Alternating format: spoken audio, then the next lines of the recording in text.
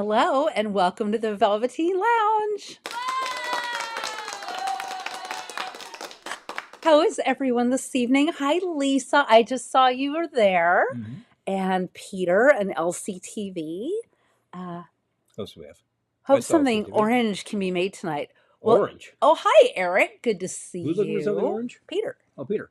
Oh, orange. That's what you're talking about. See, I'm here cozy under my blankie. Yeah, this she's not going evening. anywhere. Under my blankie.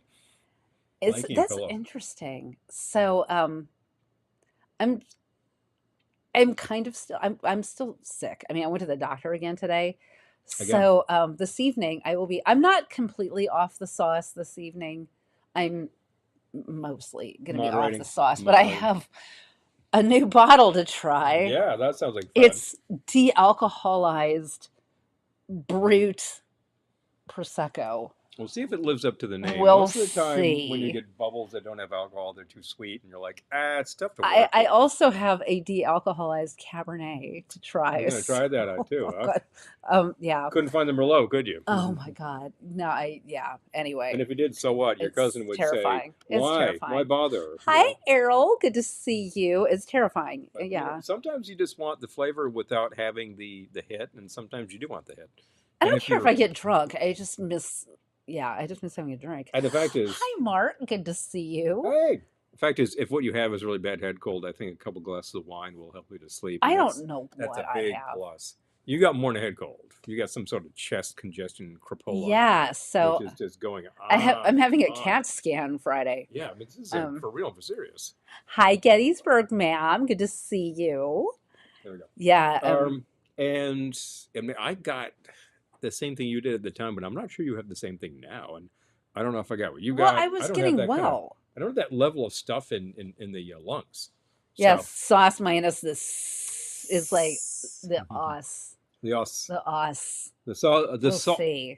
The Saw, which see. is a whole movie series. That's a different thing. How was the patient? Oh, thank you for asking. Thank you.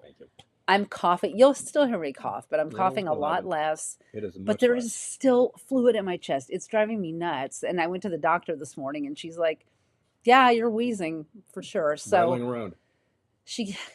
I did a nebulizer, which I've never done before. The nebulizer. They nebulized me. I love the fact that there's a nebulizer. And I have an inhaler now. They had a sample, so they gave me an inhaler. The inhaler is basically the pocket-sized version of the nebulizer. And I have a CAT scan Friday because it's just not leaving my chest. It's not pneumonia. Yep, determined that. Pneumonia. You've been tested. But yes, well, it's not the C word, which you didn't used to be able to say, and it's not. What was the other thing? It's not the flu. We tested you for that. I've tested for the flu twice. I've tested for COVID 3 times. Mm-hmm. I've tested for RSV. I've had a chest x-ray. I've taken steroids, antibiotics, prescription Mucinex. I've taken it all. And now I've got an inhaler. I just can't get the fluid out of my chest. So anyway. Get it out of here. Yeah. I'm telling you, these things, they do not leave. What was the quote from the doctor? You don't want to get pneumonia. I do not want to get pneumonia. No. She said, "Oh, your husband's had a bit of a cold for a few days." Oh, geez, I'm sorry, man. Mark. Ugh. Oh man, that I'm hearing it. These days, I get a cold. It's like 10 days. Ugh. Like whatever after like 3 days worth of a cold, it's like, oh, I'm on the wane now. It already moved out. I'm going on a month. I'm coughing less. You're I'm going on a month. But this isn't a cold. I sound like such a New Yorker. I'm going on a month. Listen, it won't leave me. So, but this is no cold. Let's open the. Yeah, let's open some. Let's open the de-alcoholized. Let's check that out and see if bubbles. They've successfully de-alcoholized it whilst leaving the fizzy wine. I'm going to try it, and then if I don't throw up, I'm going to have a non-alcoholic champagne cocktail. But if you do throw up, make sure you do it on camera because you want it to be spectacular. I guess we should have a bucket nearby. Yeah. All right. Let's see. Better. How are you feeling? Better. Better get a bucket. Oh, you know what? I'll just use this other blanket. I need something to get the cage off. Oh, true. Right. Yeah. All right.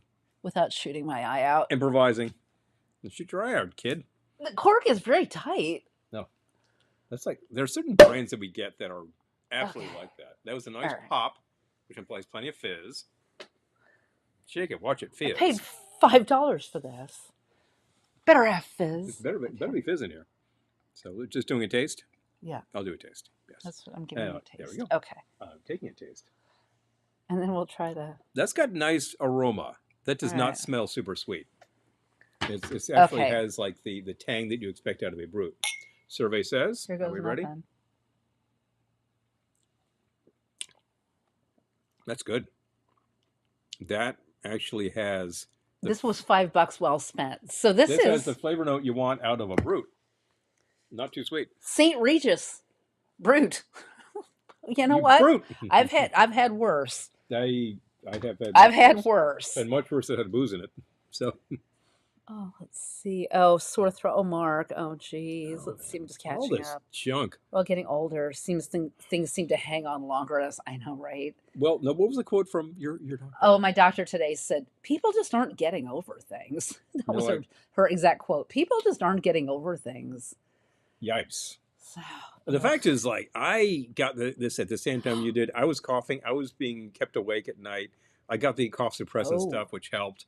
But then, like, it went on the wane, and now I'm like, I have a really minor amount of congestion. It's really kind of gone. Oh, wow. Gettysburg Ma'am said they put her daughter on steroids for sickness, and it messed her up so bad she stopped taking them after 24 hours. Wow. I was only on them for 6 days, but yeesh. I'm very happy with this purchase. Yeah, this is good. Despite all this, you sang today. We worked out recently. We have been moving around. Well, we lifted some weights. Lifted some weights. That was true. I'm really avoiding all cardio because, like, as soon as I tried hula hooping yesterday, and it's like, forget it. I just start wheezing. Yeah. Oh, hi, Julie. Good to see you. Hello. So excellent to see you all. I'm introverted already, but yeah, social distancing even more. I feel you, Julie. Seriously, all these things that we went through during lockdown, and a lot of people scoff at that now. I'm hi, like, Mom. really? Happy Wednesday. That stuff was serious then, and it's serious now. I still see plenty of people on trains wearing masks, and I think they are doing it for their own reasons. Probably going to be doing it because they're wise. I'm probably going to be wearing a mask on the train after this because I think I got reinfected because I was getting better. Yeah. And then I went into the city, and 2 days later, boom, sick again. Yeah, so for those of you just joining us, I'm having a non-alcoholic Prosecco, which is actually pretty good. So, yay. Yeah, you went into the city. Yay for that. And encountered like 1.5 million people on various places. And suddenly it's like, oh, guess what? I'm sick. Hey, Isabel. Oh, I'm so sorry to hear you've been sick. Oh, man. No improvement. I'm so sorry. Here we go. You're sucks. joining the crowd. This is terrible. Yeah, that sucks. Good luck to everybody who's undergoing withstanding all this junk these days. Ugh. I don't know what's going around, but it's nasty. And somebody was postulating that you might have like picked up whooping cough. I'm like, oh, no way, man. I know. And all I could think of was all these parents were not vaccinating their kids. And I'm like, well, I'm going to find you. I'm wheezing. I don't know why, but I know why because of the stuff in my chest. But because they kept telling me like, well, the first doctor I went to said, like, I don't hear anything in your lungs. And this was like 2 weeks ago. And then my regular doctor sent me for a chest x-ray, and they didn't find anything. And I'm like, there is something in my lungs. So when I saw her this morning, she listened, and she's like, yeah, there's something in your lungs. I'm like, I know, right? Yeah, anyway. I didn't have to go to medical school to figure that one out. Anyway, do you want to make yourself a thing? I'm going to make myself a champagne cocktail as soon as I finish this. Mm-hmm. Pardon me, the bubbles. A non-alcoholic champagne cocktail. And then I'm cautiously optimistic because it's the same brand. The Cabernet that I bought, the non-alcoholic Cabernet, is the same brand as this. So anyway, anywhere near as good the classic champagne cocktail, of course, sugar cube in there. And you got to use a cube. I mean, you could use a teaspoon of sugar. It'll do the same thing, but you got to use a cube. The cube is the classic. Soak that sucker with bitters. That's a good 4 dashes or so. And just let it hang. I am going to try Paul's cocktails tonight. Yes. He will try. Yes. I'll try. And it'll be fine. And we live together, and I'm not like, oh, you can't actually sip out of my glass. Oh, for Pete's sake. That ship sailed. If I haven't picked this up by now, then obviously the immunity is happening. And one thing you do not have is the dominant flu because you got shot. So. No, those flu shots only 45% effective or something this year. Really? Oh, yeah. So much for that. Yeah. I've been told. All right. I'm doing a champagne cocktail, too. All right. All right. I'm gonna let it soak for a minute. I'm going to fill myself up. Oh, and I made a little snack Mm-hmm. that we can try after this too. This is super But it's fizzy only because of the 8:10. sugar It's cube. too early to try the snack. Now that's some head. Look at the head on that champagne. That is some head. Hi, John. Good to see you. Yes, bricks of sugar they are too. Bricks. Would you like a fill? Sure. Thank you. I'll try to fill that a little slower than mine. Worn a mask on the train to work every day. Oh, lots of coughing and sneezing. Yes, Mark. Yes. It's crazy. Spam sugar cubes. Oh my gosh, that's such a good idea, John. He just... I'm not going to say it. That was going to be very pornographic. This is a family show. Yeah. Well, it's not. We're a family show. We're still pouring booze, and kids have no business being here because we are dealing with adult conversation. Kids we can don't be here. We don't pull punches, and we're mixing drinks, which you can't have. Kids can be here. But I can't stop them. If anybody here is under the age of 18 watching, then like, okay, hello. I don't think we're a bad influence. I got no breaks at it. We're not. I don't serve underage kids. We're not dealing with like content that is. Seems to go in peaks and valleys. Nature, like Eric. I don't know what I'm trying to say. But there, you have to actually like say whether you've got stuff that's not kid friendly. I'm like, not really, but it's not like it's not like we're like tossing on F-bombs or anything like some shows. So. Well, you have to check on good. YouTube. Like, is this content meant for kids? No, it's not meant for kids. No. I don't think I'm doing anything that I'm not doing anything I'm ashamed to show a kid, but yeah.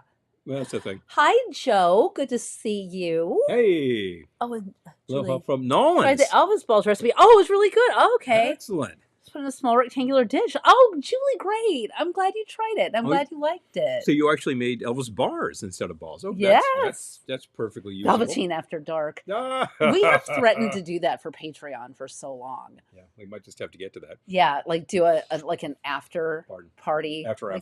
Like Playboy After Dark. Yeah. We need a hot tub. Might have to sort of curtail the standard show so we don't completely collapse doing the after party. Mm-hmm. But the hot tub is a good business there. The best bad influences we know. Okay, I'll take that as a compliment. I will take that as a compliment, and like I will put it this way: we don't tell anybody to do anything, but we give them good suggestions. So like if you manage to like make some decisions that you're like, oh, I don't know about that because of my advice. Oh, well, sorry. Oh, Joe's in New Orleans. Yes, I just saw that. Nice. That's very good. Nice. Enjoy. Yeah, enjoy indeed. Go to Brennan's. Yeah, first of all, you're getting more degrees than we are, although it is January. Mm-hmm. And second of all, you've got a lot of places to check out that I'm sure you know about. This is perfectly nice. And like, since this is non-alcoholic, I'm just going to probably guzzle it, and then I'm going to be sad because it's gone. Take your time with it. Take your time. We also have our little snacks that you made earlier to try, little tea cakes. Those look like fun, and look like they would be good with tea. Before we get too far along, I'm noting the following. For all of those watching the rebroadcast, thank you very much. Really appreciate it. You can watch this anytime. A year from now, you can watch this. Hi, Pepper Tree. But mostly, you'll probably watch it in a day or so. And if you can make it all the way through, that's great. Although, obviously, it's a couple hours worth of an episode, and you're not live, so you're not commenting with people, so it's a little less fun. Whatever part that you can do, guess what? A view's a view.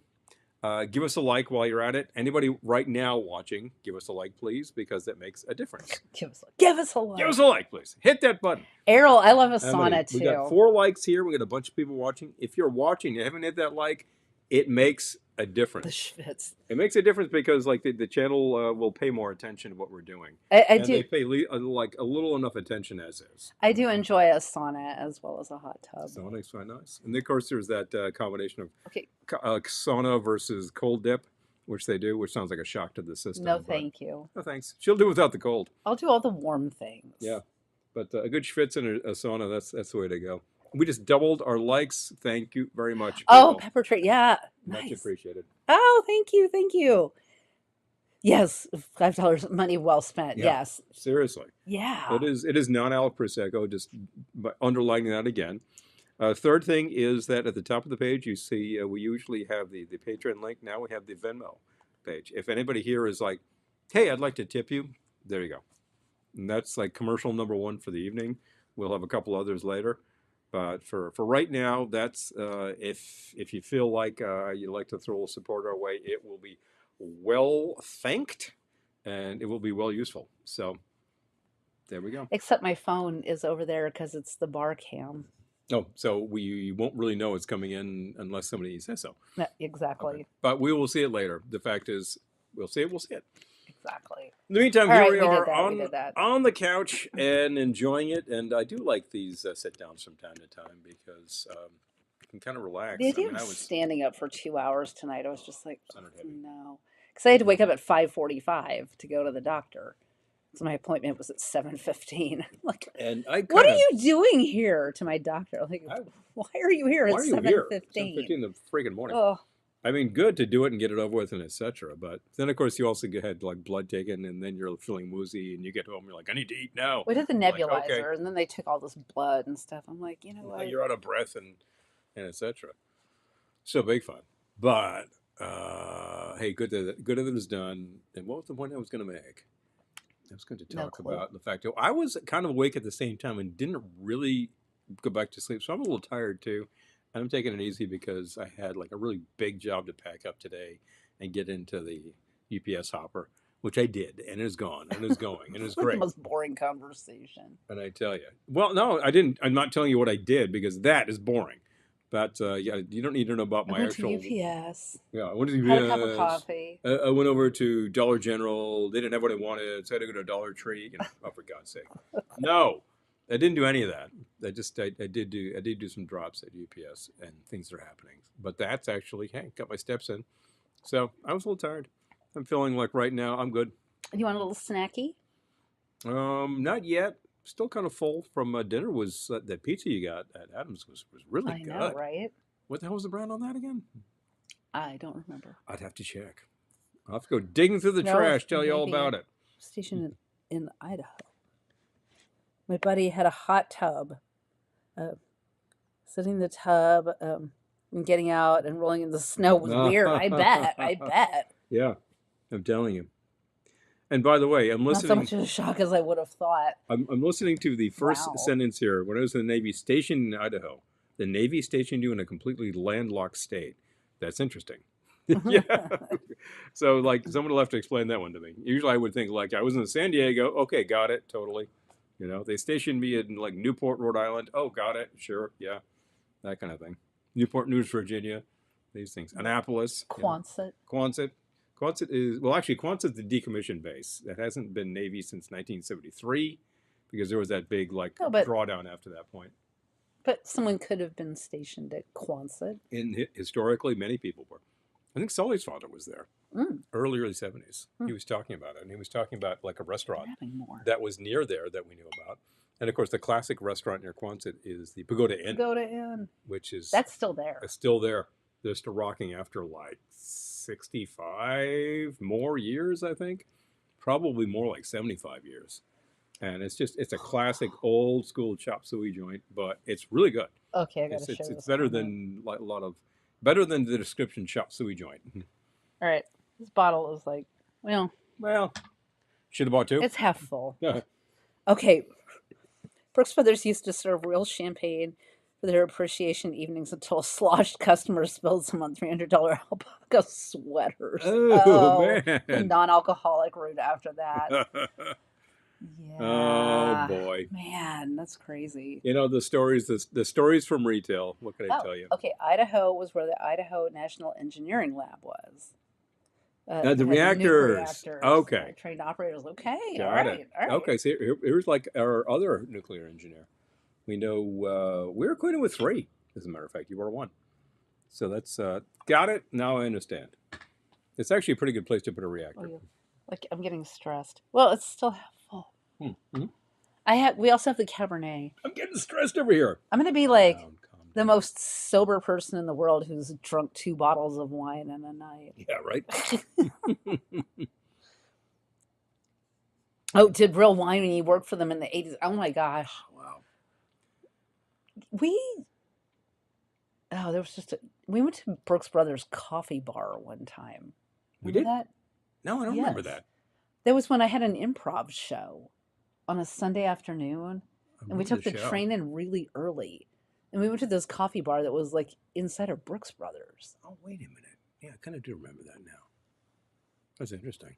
That's pretty good. And we were just trying to find a place that wasn't crowded to sit and get something. And it turned out to be inside of Brooks Brothers. I seem to recall that was pretty good too. But you know, they should be making good coffee. It's like there used to be a coffee bar at. It is called middle of nowhere. Yeah. That's the thing. That's what they do. Wasn't there that somewhere in that vicinity was where there was a really big nuclear accident around 1961, and that site had to be completely cleared out and fenced off and dug up and everything. I forget where the hell that was, but it was in that stretch of territory, like way in the middle of nowhere. So, like, yeah, you didn't have to evacuate everybody and his brother, but still, you had a big accident. I have to try to find this. Hold on one second. I'll check this out. Keep talking. I will keep talking. I was thinking about when there used to be a coffee bar at where was that? Park Row, JNR Music World, which was really JNR Electronics, etc. And it was inside, I think, the electronics store. And they were serving really good coffee. And then, like, when you got your coffee, you got a little receipt that like said, "Come back and get one half price," kind of thing. So they give you an incentive to be returning. And that's when they had 4 stores in a row. I was trying to remember when this was. The music store, the video store was below the music store. They had the electronics store, the computer store, all of this stuff. And it was the place where they just had all these things. It was great. And it was very near the office. Yes. Good night, Peter. Thank you for dropping by. Thank you so much. Yay. Much appreciated. I just wanted to interject Mark's story about the Slosh customer spilling champagne on the alpaca sweaters. Just reminded me of the story of the woman who broke the Jeff Koons balloon dog $42,000 art piece. Yeah. She broke it? Yes. What was it made of? I was trying to remember what year it was. Ceramic? It was 2023. And she'd had a few rounds and like fell into it or something? Sounds dangerous. Accidentally shatter his $42,000 piece. Yes. Resounding crash. Bright blue ceramic. Okay.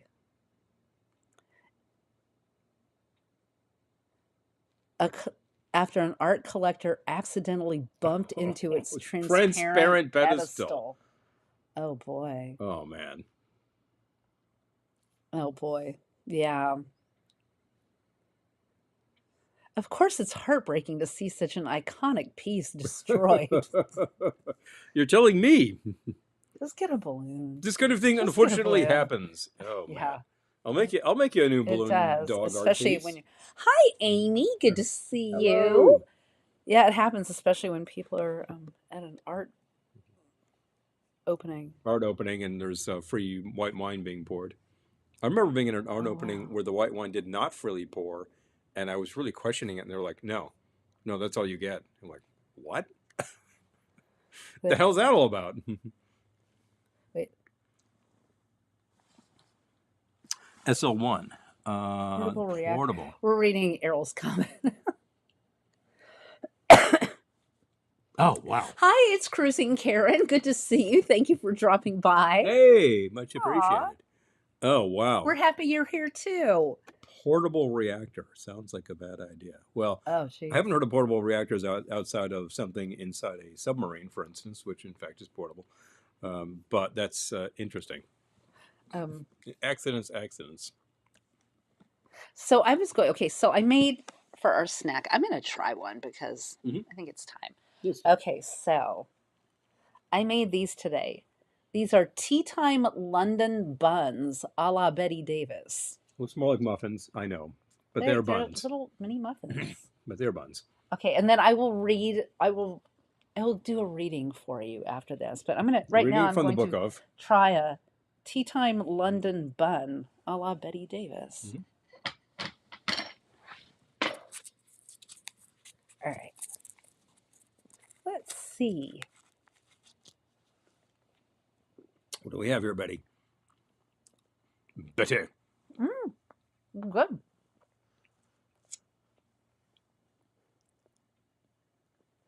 You want- No, I have my own. I know. You have yours. You don't have to share. Get plenty of I them. kind of didn't want the whole thing, but I'll eat it. You made a bunch, so Wow. we have them. I will have one. I'm just a little full on pizza right now, Mm-hmm. which is a very good thing to have before you're having some drinks, even though this is non-alc. Mm-hmm. Mm. Mm-hmm. There we go. And she went on like that for 10 minutes. We didn't understand a single word. Big fun going on. I was trying to think of what I was just thinking about, though. What I was thinking about coffee bars and things, and I was thinking about wine bar or something.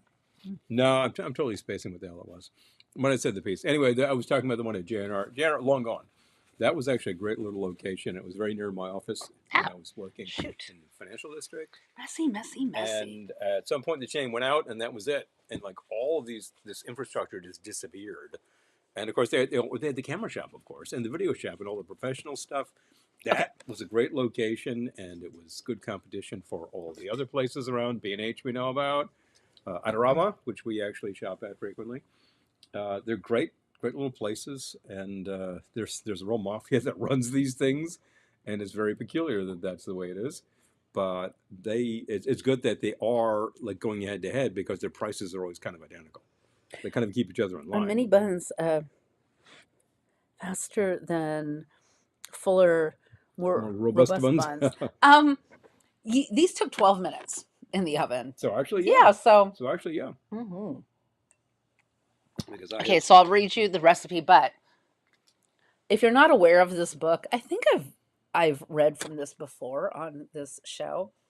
Square Meals by Jane and Michael Stern. So you might know Jane and Michael Stern from such books as, God, we have all of them. Encyclopedia of Bad Taste. What's that Elvis one called? You have that Elvis one too. But they are best known for road food. They're the ones who did road food. They went all around the country finding all those diners, drive-ins, and dives, and wrote about them. And they keep finding them. But this book, they're still out there. Cracks me up because it's Square Meals. Taste thrills of only yesterday, from mom's best pot roast and tuna noodle casserole to ladies' lunch and the perfect living room luau. Mm-hmm. And honestly, this book is from 1984, so this is vintage now too. Like they were doing vintage 42 recipes back then, but yeah, this book is 42 years old now. Good grief. And I would have thought 30 anyway, but here I am getting skunked. I found this recipe in the chapter called Smart and Cunning Entertaining. So, parties? How I love to give parties, said French-born coloratura Lily Pons in 1942. Ms. Pons was a hostess who delighted in throwing pink parties, at which the decor and all the food, right down to the dyed mashed potatoes, were pink. It's all pink. How could mere tea parties be enough? Women sought new ways to flaunt their skills as hostesses, often looking to social luminaries for inspiration. In 1935, General Mills published a slim volume with the odd title, How to Take a Trick a Day with Bisquick, which contained a wealth of novel ideas for quick, delicious bridge luncheons, formal dinners, tea time treats, and evening snacks that men love and women envy. Aren't you envying that now? So, okay. Movie stars loved Bisquick. Betty Davis, Warner Brothers star of Front Page Woman, acclaimed for her fine interpretation of emotional roles, keeps her love of the simple homey things of her New England background. That was a quote from the book. How to Take a Trick a Day shows La Davis seated on a white, curvilinear couch, contemplatively pouring tea. Before her are plates of fresh-baked goodies. Such a charming scene that one cannot help but find oneself saying, "Oh, thank you, Miss Davis. I would just love another London bun." So here is the recipe for tea time London buns a la Betty Davis, and our Patreon patrons will be getting this recipe after this broadcast. 1 egg, 2/3 cup milk, 2.5 cups Bisquick baking mix, What else? 4 tablespoons butter softened, 4 tablespoons sugar, 1 cup currants, 1/2 cup candied orange peel. Preheat oven to 425 degrees. Beat egg. Add milk, then stir in Bisquick butter and sugar. Add currants and orange peel. Bake in small greased muffin cups for 12 minutes. Makes about 24 tiny buns. So they wanted you to use a gem pan, which we do not have. So I just used this mini muffin pan, but 12 minutes was perfect. Yeah, worked great. Hi, Daniel, by the way. Hi, Daniel. Good to see that come in. you. Very good to see you here tonight. And we were just talking about the buns. I'm going to try one in a minute, but I'm getting very low again, and I would like to repair to the bar. Oh, tastier. And mix up. Tastier, not faster. Tastier. You know, like I'm not. These are good. Okay. I like these, but I'm not a big muffin fan. You're so smells good for me. I think there's something very, I don't know. Consistency doesn't. Yeah. You don't really get consistency in those things. I don't make muffins often. Well, you don't like them.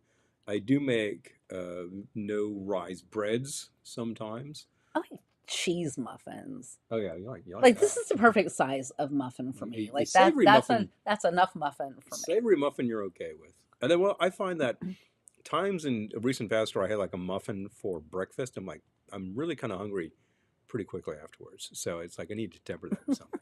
I'm okay with pancakes. We make cornmeal pancakes. I like a lot. There's a lot of texture going on there. It's good, a lot of good flavor. And but we always like throw a little protein in there too. Usually some egg whites. And well, we have either the bacon or the Spam or the Taylor to fry up and throw it together. The Taylor. Not Taylor ham. It's not ham. Taylor pork roll. Or simply Taylor. Oh, hi, Hope. Good to see you. Hope. Thank you for dropping by. Yes. Yay. Awesome. Definitely. I appreciate you joining. Thank you. Anybody who we haven't seen in a while or we're seeing new, or seeing for the first time, thank you for joining anybody us. who joins us with frequency, hey, gang. So good to see you. So here. I made today, not live, but I made these today, Tea Time London Buns a la Betty Davis from Square Meals, the 1984 book by Jane and Michael Stern. This book is hilarious.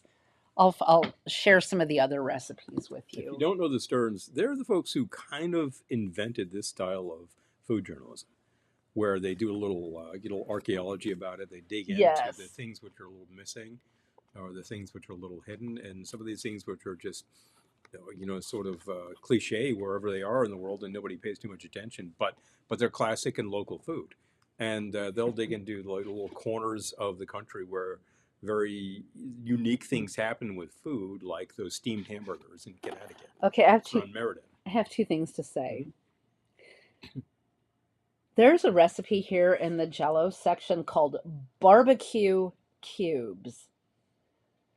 Jell-O needn't be sweet and gloppy. To prove that point, the Joy of Jell-O, the Gelatin Lover's Bible, suggests salad blocks with a tang for suitable for serving on top of salad greens. Sandy Lutz of North Canton, Ohio, penned these words to express the goodness of just such a barbecue salad. Jell-O's quick and Jell-O's easy, but mostly it just makes me queasy. Much too sweet, all that junk. Marshmallows, Cool Whip, cream cheese chunks. But this one's different with a subtle zing. A simple aspic. Why not give it a fling? A simple aspic. This too is Jell-O, easy and quick. However, it's tasty and good to the last lick. Oh boy. Licking Jell-O cubes. So, savory Jell-O cubes. Barbecue cubes. Beef flavored Jell-O cubes. Lemon Jell-O. I'm just going to read the ingredients. Starting with lemon Jell-O. This is a great place to start. Lemon Jell-O, boiling water, tomato sauce, vinegar, salt, pepper, 1 tablespoon horseradish. Oh boy. Dissolve Jell-O in boiling water. Mix all other ingredients, and when Jell-O is at room temperature, add and mix. Pour into oiled 8-inch square pan. Chill until firm. Cut into cubes and serve a top salad. Makes enough to garnish 6 small salads. No. I feel like we should make this as a collaboration, like among whoever wants to do this. Do we have some receptive, ears terrified here in our audience? This has been done with some of our fellow channels with which Sweet and you gloppy. are familiar, and I think they all like a good dare. A savory Jello stuff we have done in the past, and we have also done the bizarre Jello things like eggs and Jello, which once again, not the most bizarre or worst thing I ever had, but that's not much of a recommendation. Cocktail withdrawals. I will try some of Paul's tonight. Yes, Speaking of which, he's going to make a drink. Where's the Jello recipe? Oh, when are we doing this? Oh, oh okay. yeah, right. Yeah. Some square meals. Okay, so although this one's in Joys of Jello, but I got to also share one that we did and took to a party, which people thought was crazy. Sweet and gloppy. Yes. So which guy that does history of food? Oh, can you read? Let's see. It's worse here. It's this guy that does history of food going to make Assyrian beer in one of his episodes. Use barley, wheat, dates, and pomegranate. Oh my beer gosh. turns out pink. Oh wow. Hey. The original beer apparently was like you make a bread and then you soak it and then it starts the natural yeast starts fermenting and away you go. And it was kind of a different product. But eventually people started to realize you don't have to actually make bread. You can just use the ingredients and then let the yeast do its job. And then, of course, today we know that there is such a thing as yeast, that they didn't, and you can add it. I might have you make me the ever so smallest Manhattan. Tiniest little bit. Just a teeny tiny Would you like one now? Yeah. Okay. Okay, so, but we have one. Teeny tiny. I want to have to read first. Okay. We made this and took it to a party. And we'll repair to the bar, and then you can hit me with the bar cam. I'm going to read this first. Undescended Twinkies. We cannot blame anyone other than ourselves for this, the beau ideal of suburban desserts, although inspirational credit is owed to our treasured Walnut, Iowa Centennial Cookbook. After weeks of testing Pepsi cakes, we were infused with the spirit of suburbia, and when we came across the Walnut Lady's recipe for Twinkie dessert, lay the Twinks flat in the pan and cover with Jell-O, we were shaken with a vision. Why bury the Twinkies? Why not partially chill the Jell-O and lay them across the top, exploding the planar arrangement into 3 dimensions? Thus art is made, and a new Jell-O dessert is born. We made this. Okay, so orange Jell-O, pineapple juice, vanilla ice cream, 7-Up, and 8 Twinkies. Dissolve Jell-O in boiling water. Add pineapple juice, ice cream, and 7-Up. Mix thoroughly in a blender if necessary to dissolve ice cream and pour into a deep pan, approximately 9 inches square. Chill until mixture begins to set. Lay Twinkies flat side down in 2 rows of 4 across top of chilled gelatin. If the gelatin is properly chilled, it will resist the Twinkies. You will push them in. They will slowly rise. It is a tense moment, like the scene in Psycho when Tony Perkins tries to sink Janet Leigh's car. But remember, you don't want them buried. Just semi-descended in the lush, peach-colored ooze. Semi-descended. Chill until fully set. I love this book so much. We met them at the Smithsonian. Yeah, I love them. They signed our book. American history. We should have taken all of our books. We should have taken all of the books. We have like 5 books by then. We should have just taken them all. Like, great, but we can't sign all this stuff. I know. Oh, they would have. They would have. Love watching Max. Oh, Tasting History. Yes. Lisa, love him too. Yes, I love it. So, okay, barbecue Jell-O cubes. Yes, please. Undescended Twinkies. God, it was at least, that was probably 20 years ago. When you think about it now, it was probably 20 years ago we made that. Wow. Mm. When did we make it? And why? We took it to Ricky and Ted's party. Oh, wow. Yeah, That was a long time ago. That's probably 30. No, we lived here. We did? We lived here when we made it. Oh, it was a part. Okay. Okay. You got to go back so I can go to Kitsch-en. Mm-hmm. All right, you ready? Paul's mixing. Could be. 3-2-1 Ready? contact. You know, just a minute before you do that. I already did it. You did it. Okay. He's live. I can't hear me too well, can you? Because the microphone's over there, but this is here. And I was just realizing I could see myself better if I just tuned in, couldn't I? And I'd go here. La da da. Switching. Where am I? Where am I? Oh, chat is quiet. Oh, John. There we go. I know people are taking down Christmas trees and stuff. Oh, there's stuff. Well, I was taking down one out there and made good progress on it. I'm kind of taking the branches off as we speak, as I go along is what I'm trying to say. And I'm trying to figure out where all the ornaments go back to. Some of them have form-fitting cases, and some of them do not. So I had made notes last year, so I have kind of a clue. Should I go back to me? Yeah, go back to you for a minute. John, they're speechless from my rating from Square Meals about undescended Twinkies. Is that where we got those deviled ham buns too? We made some deviled ham buns for something, and I think they might have been from this book too. I love this book so much. What are you doing? I'm trying to find where the hell we are, so I can watch it myself do this. Where is? Oh, thank you, Hope. Come on. Here we go. All right, can I go back to you? Moment, please. People want to see the background. Yes, they do. Please. Oh, here we go. I don't want to sit here watching me drink non-alcoholic bubbles. Here we go. I don't want to watch me. Although he's going to make me a teeny tiny Manhattan. All right, I am, as a matter of fact. Ready? I'm not ready. Jeez, no vermouth. He keeps saying, I'm ready. And then I say, ready? And he says, I'm not ready. This is supposed to sound like danger. I know, right? Yeah. Terrifying. Okay. He's gone again. Moving around. Why is it such a chore taking stuff down? I know, right? Oh, I swear. I'm telling you. Oh, Daniel says, I'm not food adventurous at all. Yeah, well the undescended Twinkies was just sweet. The barbecue Jello cubes are going to be, I already know, but anyway. Okay. Well, you can switch to me now. I can switch to Paul now. There we go, and it is Kitsch-cam. Oh, I'm hitting it on camera. Oh. Okay.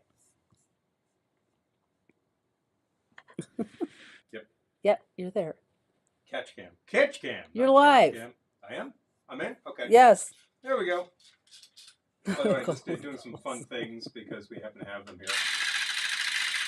We can't see that.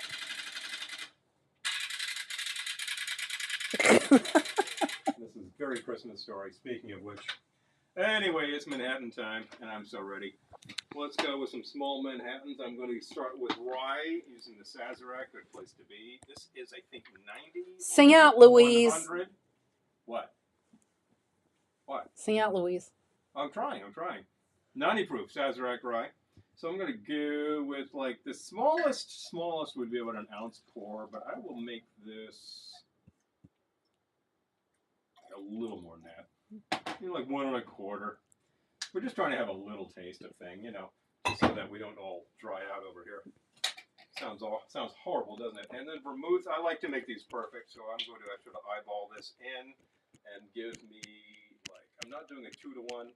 That's sort of a classic formula, which if your rye was about 100 or 110, I could deal with that. But 90 or even 80 proof, you can dial that back. About 4 to 1 sounds good to me. Okay, give myself a little bit of this is the dry, both sweet and dry. Makes the item go. I need some bitters. Happen to have I have the Angostura over here if you need them. Abbott's, which I made a long time ago. I just made this again with a completely different formula, and I'm going to have to try letting them sit. About 4 dashes worth sounds good. Sorry for disappearing like that, folks. I've got some ice cubes in here. I've got ice cubes in here to get things cold. That was an Aunt Sandy dash. What's that? What dash? Like a couple of dashes. I said it was what, 4 dashes is what it was. Insanity dash would be like I take the dash on and just go pour, pour, pour. Shake the hell out of this.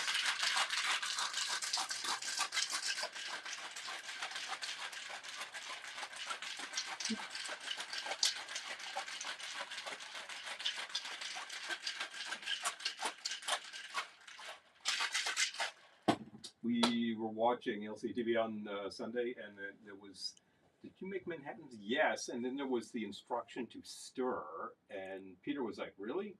So he's doing it, and he's just like, what, 25 or 64 stirs or something like that. This was like the cocktail experts were saying to do this. And he's like, yeah, I would usually just shake this. I'm like, yeah. Why do I shake and I don't stir? You don't need to shake this. There's no eggs, there's no cream. But why do I shake? Because I'm impatient.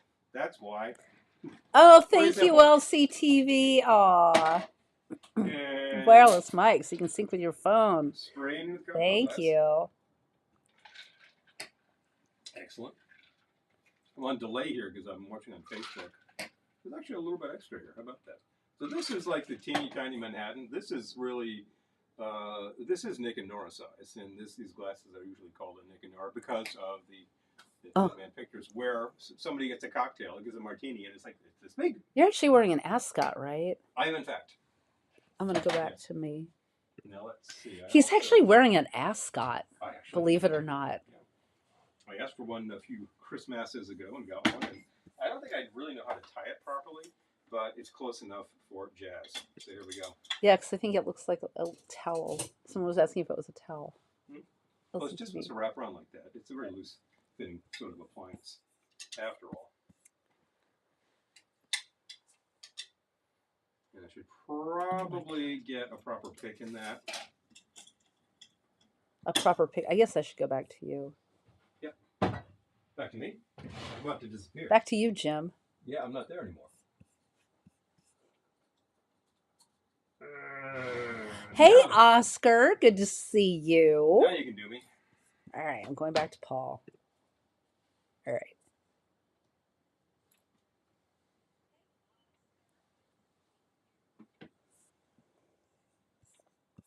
Do you have the wireless? Oh, yeah, for sure. Here we go. Get the right side of this guy here. And now you can go back to you. Oh, my gosh. My 40-year-old brother decided to wear ascots regularly. I love it. Okay. Fun stuff. All right, back to me, Jim. Okay. I love it. I got to share that comment. Okay, Yeah. This is very full. A lot of sap. Full, a lot of sap. Mm-hmm. Don't forget your towel if you leave the planet. Yeah, right. I put a song ascot in my dicky. Situation tricky. Dicky sitch. Tricky dicky sitch. Eric, I'm much better. I've been sitting here sipping non-alcoholic drinks all night, so now I'm having a teeny tiny Manhattan. So it's you're going to want to sip that before you clink. All right. As a matter of fact, so I kind of overpoured. It's a very small glass. But for those of you just joining us, I bought this now non-alcoholic Prosecco today. That's not bad. It's really not bad. I've had worse. I've had worse with alcohol in it. So. Oh, the upper crust. Yeah, I was talking about my medical journey earlier. So far, I've been to the doctor 3 times. Spoken to her more than that. Mm-hmm. I've had antibiotics, steroids, prescription Mucinex, an X-ray, a nebulizer. Friday, I'm getting a CAT scan, and I just got an inhaler today. So you've been injected with ultraviolet dye and sent through the sonogram? I don't have COVID. I had that once. I've been tested for COVID 3 times. I don't have the flu. I've tested for that twice. I don't have RSV. I just have fluid in my chest that I can't get rid of. So those damn things. Yeah. You're passing one of those paper towels, please. I will. This thing managed to be a little sloshy, So, which happens, and our fellow I'm cocktail channels know full well. I don't have to tell you. mostly off the sauce, except for a little bit. Yeah, just a tiny little bit. Mm-hmm. The thing about this is like you can have one and then say, gee, I like that. I'd like to have another. And then you're getting like sort of like one cocktail over the course of bottle. 2 glasses. And I wish. Psychologically, it still feels like 2 drinks, you know? Yeah, this bottle was $5. It's Well worth the not money. bad. It is not I mean, bad. it's only slightly sweet. It is definitely much less cloying Mm-hmm. than most non-alc bubbles that you can imagine. Mm-hmm. Like they really decided to dial back on the sweetness factor. It kind of tastes like they made bubbles and then took the alc out. So, But anyway, I decided a little one wouldn't hurt me. I will now try Now that I'm off, more or less off the tea time roids. buns, which in fact are more in. It's less of a bun and more of a muffin, but whatever. It's very much like a fruitcake. Fruitcake. Yes, it crumpet biscuits. It has a fruitcake feel. Mm-hmm. Or a biscuit. Very biscuit-like. Tea time London buns, a la Betty Davis. I like with the dried fruit. That's a good application. And these would be very good with... Shame on you for not double straining. For not double straining? What? I never do that. I just strain more carefully. Yeah. It's odd. There's no ice chips in here. We're doing fine. I have done that, though. And we do have a Hawthorne and the julep strainer. So speaking of Betty Davis... I use the Hawthorne all the time. We do have a julep strainer, so I can do that. Speaking of Betty Davis, I'll have to share with you one of my Christmas gifts. It's a coaster that says, fasten your seatbelts. It's going to be a bumpy night. You also got a magnet, which you probably can't mention on the air. This is very good. The Muffin Man, yes. Girl, you thought he was a man, but he was a muffin. Those glasses are so small they could be ornaments. Exactly. They really could. Just put a hanger through here, hang that sucker up, and away you go. It's big fun. Oh, good night, Mark. Thank you for dropping by. Thank you so much. Yay. Really appreciate that. Ultimately, I think this is kind of like those really small coupes that we have. In terms of capacity, pretty similar. Although we also have some which look really small, but will hold like a full 2-ounce base drink. Which is to say, you make a Manhattan with an actual 2 ounces at the base. This is a Manhattan with 1 ounce at the base, and maybe a little bit more. So that's why it ended up so tiny. Oh, Lisa, that's actually a really good question. I wonder if you have bacterial infection and they didn't prescribe the proper antibiotics. Yeah, maybe. We can never tell. I don't know. I'm getting a CAT scan on Friday. We'll find out something else. So this is, I think these would be very good with clotted cream, a product pretty difficult to find in the States, although I think there are recipes to make your own. Oh, I'm sure. And kind of the perfect thing if you're actually in the UK and enjoying a pot of tea or bubbles. Bubbles sounds like a good idea right next to the pot of tea. It's quite good. I'm also excited to try the non-alcoholic Cabernet. Mm-hmm. I feel like I should try these things live because you're here and we're here and absolutely, it's a public service, really. We try it so you don't have to. We try it so you don't have to if it sucks. And if it turns out it's actually quite nice, then guess what? Oh, is there a little more? Oh yeah. These glasses are tiny. A certain amount of ice melt goes into this, which is a good idea. Otherwise, you're just drinking straight up hooch. And whereas that's perfectly fine and a very manly sort of thing to do in a classic sense, it's like, yeah, you're getting undiluted, so you're getting much more of a hit faster. Cocktail is supposed to be enjoyed over a period of time. Amy says, find an Irish market for clotted cream. Oh, good idea. Yeah. Actually, the market you're in today, I've never checked for such a product, but I wonder if they do. They're pretty schmancy. Yeah, I found candied orange peel there, which I needed for this recipe. Which I haven't seen anywhere else. And they definitely have the Irish butter. So but you can buy the Irish butter at ShopRite. You can do that too, yeah. But Kerrygold and all that jazz. But yeah, that's a good idea. I really like those old muffins. Biscuits. Yeah, are they? Tiny breads. Tiny breads. Tiny breads. Tiny bread. Tiny bread. They're a little sweet, but a perfect accompaniment to a big pot of tea. They're a little sweet, but they're not super sweet. Not super sweet. No. The The candied peel is a little tart too, which is good. That balances it out. And I think if you had not only a good strong pot of black tea of your choice, whatever the hell you want to make, we usually make Tetley, okay, and a bottle of bubbles. I think that's two great things. So there's your tea time right there. Yeah. Speaking of tea, Paul made me some pretty respectable mocktails the other day using dandelion root tea Yeah. for the base. We've had a different brand of that, which I think was almost entirely dandelion root, which is pretty astringent. It's one of those things that you would drink if you're trying to do traditional medicinal, trying to purge. But I thought that would be a great base because of the astringency and the fact that the similarities it has with a lot of bitters. So I've made stuff with that before, made sours, and it worked out really well. The thing that we got was more of a blend of a lot of stuff, including things that you're like, I don't usually like that, like anise, but it turned out to be fine. It's a good blend. Yeah. It's designed to be, I think they're calling it detox. I'm like, well, I don't need to detox if I'm adding Well, hooch. and you're not ever going to mistake the mocktails for cocktails, No. but it was a decent drink. But would you like to have something in your hand in a conical glass? Oh, good night, Hope. Thank you for dropping by. Thank you so much for dropping by. That's great. Would you like to have an iconic conical in your hand with a drink that doesn't have hooch, that is not just super sweet? Because most mocktails out there, let's face it, are just like juice and seltzer. I'm like, okay, so Orangina. That's fine, but you can't just mainline that all night. It's way too sweet. Oh, speaking of, I mean, I'm probably not going to have time to try it tonight, but I got, I self-pity bought a bunch of beverages today. I bought the bubbles. I bought the Cabernet that we haven't tried yet, and organic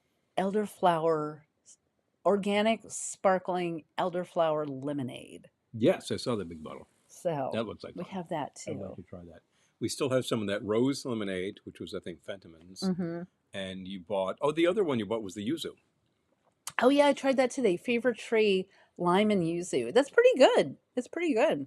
I liked it. Excellent mixer, as far as I can tell, having tried it. But it was great on its own. House is full of fluff. Oh. Right? Oh, butterfly PT. Oh, yeah. Oh, yeah. Yeah, that's good stuff. The butterfly PT is fun because it's actually... I love the blue. It's not only a decent tea, and it's very blue, but if you use that in drinks and add citrus, it changes to pink. So you get a special effect. Now that I love in a drink is when there's an effect going on. Like if I make an aviation, a classic of the genre, a great sour, you're adding some creme de violette, which is very dark blue. You can just shake it up and pour. You got a nice blue drink, but I always slip it in so you've got a blue layer. Jeff, you don't know what how means. I learned to do it. Let's see. I don't know what that means. Uh, Which part? Specify and we'll clarify. Yes.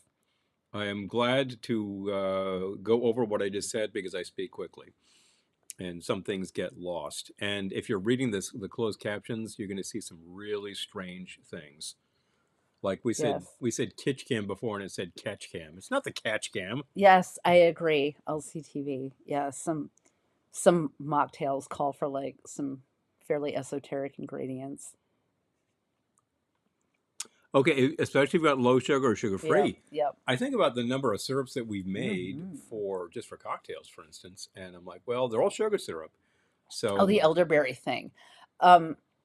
Yeah, today I bought a bottle of sparkling elderberry lemonade. Haven't tried it yet, but it sounded good. I love it. I love elderberry. Elderflower. Elderflower. Does that make more sense? Possibly, I've had like half a Manhattan. I'm like, yeah. Elderberry, of course, would be Nuts Berry Farm, which is a different kind of thing. Elderflower is slightly fruity but more floral, and that is the basis of what was that? Elderflower. What was the liqueur that came on the market, and it was all the craze for a second with the elderflower? Saint Germain. Saint Germain. There we go. Amy is noting it. Aviation sounds good. I could make that. It does. Could I make that? Yes, I could make that. All right. I'm going to go back to the non-alcoholic bubbles. Make that with maraschino, which we're out of. Well, we do have cherry liqueur, which is very good. I'm going to have a little bit more non-alcoholic bubbles. And then I want to try that non-alcoholic Cabernet. Very good. Okay. And Aviation does sound good. Amala, I was thinking I wanted to make a classic tonight in the tropical vein, and I was like, oh, I should make a Saturn. And I take a look, and we're out of two of the ingredients. Oy! So, and Yep, I same for can't make me. a grog because we're out of one of the ingredients. So, I decided instead to make a jungle bird because I rolled the cocktail die, and that's what came up. Oh, I So wondered why you're making a jungle bird. I will be making that therefore. So that's another classic, and it's a great thing. And I think that our fellow channels, who may be unfamiliar with such a thing, would enjoy. I think that we've been doing like the classic cocktails, like I'm holding right here, the savories, the sours, Ooh, etc. And you're all familiar with those, but haven't really dug good choice, into John. the tropicals outside of the Mai Tai that we made on the last co-broadcast with LCTV. And those are popular because, most people get those places and it's full of all sorts of who knows. And they're like, yeah, it's okay. But then they taste the actual flavor combination and it's so much better than you think. So, shrimp chips. Oh, man. I remember being Saturns are at yummy. I think it was the Pagoda Inn, as a matter of fact, when I was very young. This must have been like 1972 or 3. And I saw the shrimp chips with all of these different bright colors, and I was fascinated. What's with the blue and pink chips? And you taste them; they were kind of fun. Oh, and Lisa's interested. Maybe I need to make an aviation instead. Next week I can definitely whip one of those up. Those are fun. I got the ingredients over there to make a drink. I should really actually do it. Well, Jeez. do you? All right. There you go. Anyway, still coughing these a little cherries we made, by the way, they are very easy to make. Well, all you need is cherries and booze. We didn't make. We didn't grill the cherries, but when cherries are in season, buy a bag of cherries, get a big jar, pit the cherries, unless you don't want to pit them, but probably pit them. Throw in jar, cover with brandy, let them sit.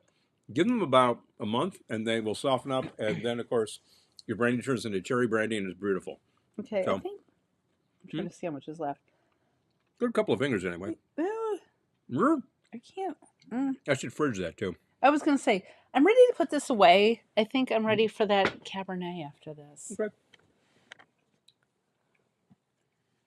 You go about triple, violette, lemon juice, and Water lily. Oh, yeah. I'm going to share that too. I will bear that in mind. Thank you.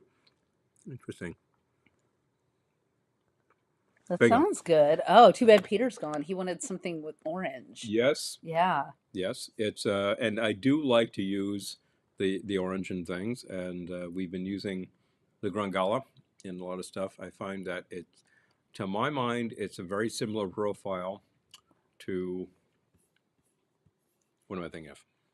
Grangala. Yeah. Grand Marnier. Marnier. I think that's what they're aping. They're totally aping Marnier. It is a brandy base. It is higher proof. It is a very, very orangey hit to it, like very orange peel. And I think that you get most of Marnier for half the price. And I'm like, I get nothing as Marnier. I will buy that whenever I get a good price on it, and love to use it, but definitely. And I will definitely use it in a sidecar. But the Gala is widely available and like $20 a bottle. That's pretty happy. Yeah, I think I'm ready for the wine. Okay. Well, I'm just about to down this sort of thing over here. So that was a lot. It's good, but I was like, I'm starting to go like. No. Yeah. So I could bust some glassware out of here, make room, and away we go with the next sort of thing. Okay. Here we have it. So, folks. So same brand. I believe this one was also $5. But $5. A de-alcoholized Cabernet Sauvignon. We'll see. I've had non-alcoholic wine before and it was awful. So hopefully this won't be awful. I'm cautiously optimistic because the Prosecco was not bad. So thank you. Mm-hmm. All right. You wanna hand me the Chateau screw cap? I can pour it from here. Oh, he wants to pour it over there. Okay. I will pour your glass. All right, hold on. Let me go back to your camera. You ready? Here we go. Okay, here we are. Am I live? Yes, you there are. There we go. Still a delay over on Facebook. I can't see myself yet. I can pre-see myself. So here we have, yeah, shout to the screw cap. It smells like wine. You sniff the cap. I'll do that waiter thing where I hold the bottle of the bottle. This is actually a lot easier than it looks. I could pour you a little to taste it, or I could just pour you a glass. Fill her up, Mac. Why bother? You didn't let the, thank you. You didn't let the Chateau screw cap breathe. Breathe? All right. Are you still, I'm going to go back to me so I can try it. You ready? I'm going back to me. Yep. Okay. Back to me, Jim. Okay. Oh, he's trying it too. Yes, I am. All right. Are you coming over to try it? I'm coming over. Okay. You all right? Clinky drinky? All right. It's a Glendora wine glass. It is. Let's see. Well, no matter what this started out life as, it'll be 73% better now.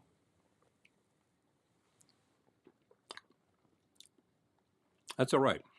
It's okay. I mean, it's missing that certain sort of thing. It's missing that certain sort of thing. The booze, you know. But it's not bad. But I mean, I've had non-alcoholic wine that was disgusting. That was just like it's way too sweet. It was just sort of like denatured grape juice, and it's like, wow. St. Regis, Lisa, was the non-alcoholic Prosecco, and also this.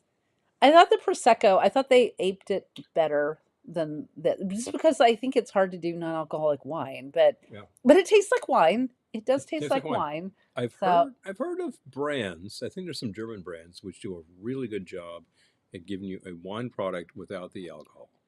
They just they make wine. They make really good wine. Remove the alcohol, and there you go. Yeah, it's not bad. It's really not bad. There are times when you just want to cut down, and there's times when it's like it's going to interact with my medication, so I better not. And if what you're trying to do is get better, then you're like, lay back, lay off. So you got that. However, this is an adjunct because I still was going to make a drink, so I think I'll go do that. Well, you can leave me your wine. I could. If you don't want it. I could just put that right over there like that. Mm-hmm. Okay, so tell me when you're ready. Are you still making a jungle bird? I am indeed. Okay. Let me bust some more things out of here and get another shot. All right, well, he took the bottle away, but yes, St. Regis, which is a hotel, actually. I don't think that's what it's named after, but... No. Water lily calls for an orange peel garnish. To add a sprig of dried lavender. Ooh, that sounds delicious. Do you have lavender growing now? We do not, but... We had it. It was very vigorous. We had it, yes. Okay, say when you're ready.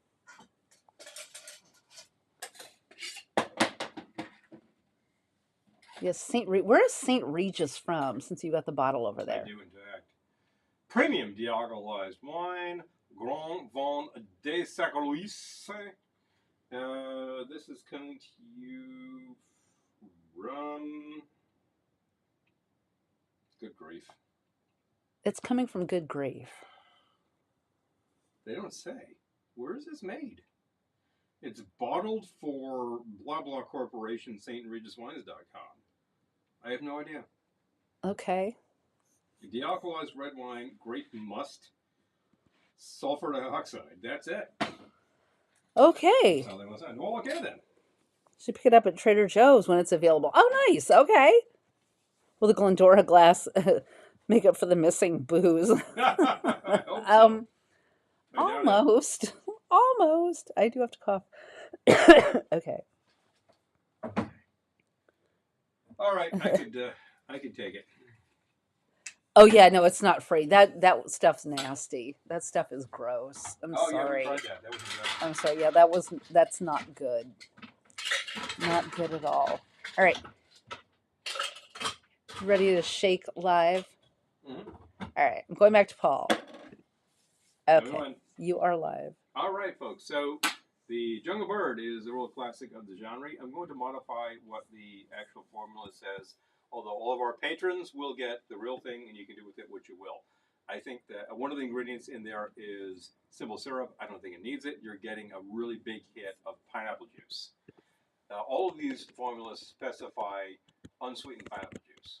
I'm like, sure, from back in the day when everybody thought everything had to be sweet, too sweet. That's very, very fancy. I just did that. And, pardon me. What? And pineapple juice actually came in a sweetened format. What the hell do you need that for? It's plenty sweet as it is. So I don't think it. Can you even get sweetened pineapple juice these days? Probably not. But this specifies unsweetened. That's what you're going to get when the little can says Dole. This actually starts out with Campari. Oh, wow, a tropical with Campari. Good idea. 3/4 ounce. This is a perfect 3/4 ounce pour right here. Let's drop that right in. 1/2 ounce worth of fresh lime. I think I've got lemon, but it'll all work the same way. And I'll do a little less in there, and that is my 1/2 ounce pour. If this turned out too sweet, then I just dial up the sour and it'll come right back into line. Jamaican dark rum. We happen to have Caruba here. Myers would also work nicely in this application. This calls for a 4-ounce pour of pineapple juice, right? I think I'm going to use a little less. So I'm actually going to give you the full strength on the rum, 1.5 ounces.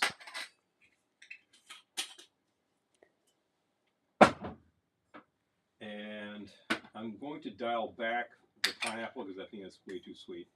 So I'm going to give you 3 ounces. So 1.5 and 1.5. And there you go. And this is shake and pour, no strain, into a double old fashioned.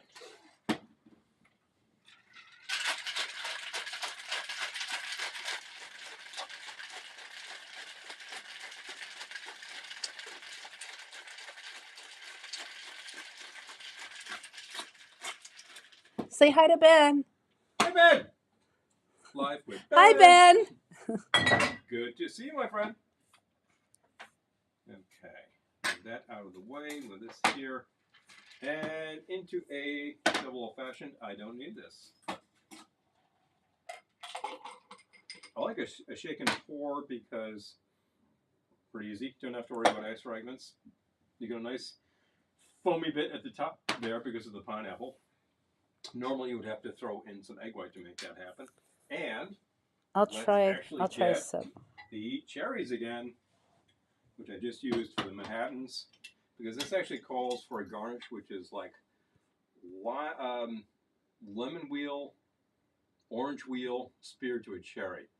I didn't have all that, so I'm just going to grab you the cherry. That's what I will do. I'm going to try a sip. And I'm actually going to use a cherry on an olive pick and toss them right in. Boom. Hey, fun. You need to do an olive on a cherry pick next. That's right. Okay. I gotta find some cherry picks. And I should probably throw a straw in that so that you can try it properly. They're on top of the bar. Well, those are big straws. I need a straw this size. And this is actually, yes, you're looking at it, it's Mombia. This works great for these things because it strains out. What about your swizzle the stick? Pulp from the. Yeah, that's exactly the way I like that. Can the sugar syrup, dial back on the pineapple, you get a great drink. Supposing you make this and you're like, it's a little bitter because of the Campari, dial back up the pineapple. Supposing you're like, it's still not sweet enough, oh, for Pete's sake, then throw in some of the sugar syrup. But we do need the swizzle stick. I'm going to put that right in there. Velveteen Lounge. And back to you, Jim. All right. Bring it over. I will give it a try. Here we go. Thank you. So that's a Jungle Bird. This is a classic for a reason. I think that it has some really great sweet and bitter hits to it, which you do not normally get in a tropical. A lot of tropicals do have bitters, which will give you that note, but not bitters like Campari, which is like it was more like a stomach bitters. You're supposed to take like a 1.5 ounce shot of that. Yeah, you can replace Campari with Aperol if you don't like it bitter. Yeah. You could do why it. not? Aperol is in the Campari family, and it's Why not? designed to be more of a premix of something that you would do with Campari, which is add some sweeteners to it, add some orange sweetness. And some people really prefer it because they just don't like that bitter too much. I happen to like bitter, and so do you. Yeah. And we actually happen to like some super bitter stuff. I like that. I mean, it's not my favorite just because, like, to me, that's a lot of pineapple juice. Yeah. And I'm not anti pineapple juice, but I think that's. I think there's too much. I think it's pretty balanced in the And he fact took some out. in the But fact that I dialed it back that this is a double old fashioned. If I were to make this in more of a cocktail format, I would dial that probably back yes. down to 2 ounces. Lord, for a dirty, dirty bird. Oh, I yeah, dare I think you. that's been done. Maybe next week. Hasn't that been done at Ohana on Maybe campus? next week. Because who was it? Our Virginia correspondents were talking about doing one of these. I think it was the Jungle Bird. Did with the enablers do it, Daniel? Dirty, dirty bird. Somebody did it. It was like Allen and crew, actually. But he's a Is it enabler? enabler. Oh, there we go. There it is. But remember they were talking about that. And I thought they were talking about doing a Mai Tai with Malort, but Al. it was Al. Yeah, Al. But it was actually Jungle Bird that we're talking about. Now you can do fun things. Yes, the enablers, John is saying. Yep. There we go. There we go. Yeah, well, I know that you folks, speaking of, influencing people or like bad influence, yeah, there's the enablers who We did love the a whole enablers. crawl room based around Malort and wine. Well, that was just this past season. The nether whole room crawl. Okay, yeah. Wow. All right. Okay. Oh, yes. Yes. I remember that because you were passing out the shots, and I remember doing some of those. You know, I can really take a couple of shots of that stuff, and people just look at me like, "What the hell is your problem?" Ugh. But I'm good with the bitter. These days, I kind of feel like my digestion needs it. Well, So- Kingdom. Back to Marlon you, Jim. Purchasing. Jim's having a rough time with that crocodile. Hey, Marlon, you think you want to help Jim? I know. You always notice I how always think that, yeah. Marlon's up there in the helicopter while Jim is like wrestling the rhino, and he's just like, "Well, like Jim seems to be being gored right now," you know. Well, Hilarious thing, and of course, it was sponsored by an insurance company. I gotta love that. we love the enablers. Oh no, it's that Enablers rule. that crew is just Aw. awesome. Seriously, I think it was The actually Freebird. Oh, I think it was actually Tim who was talking about the Jungle Bird made with the Malort, and you're like, "Oh, are you nuts?" I don't But think I think it tried works. the Freebird, but that's funny. Hmm.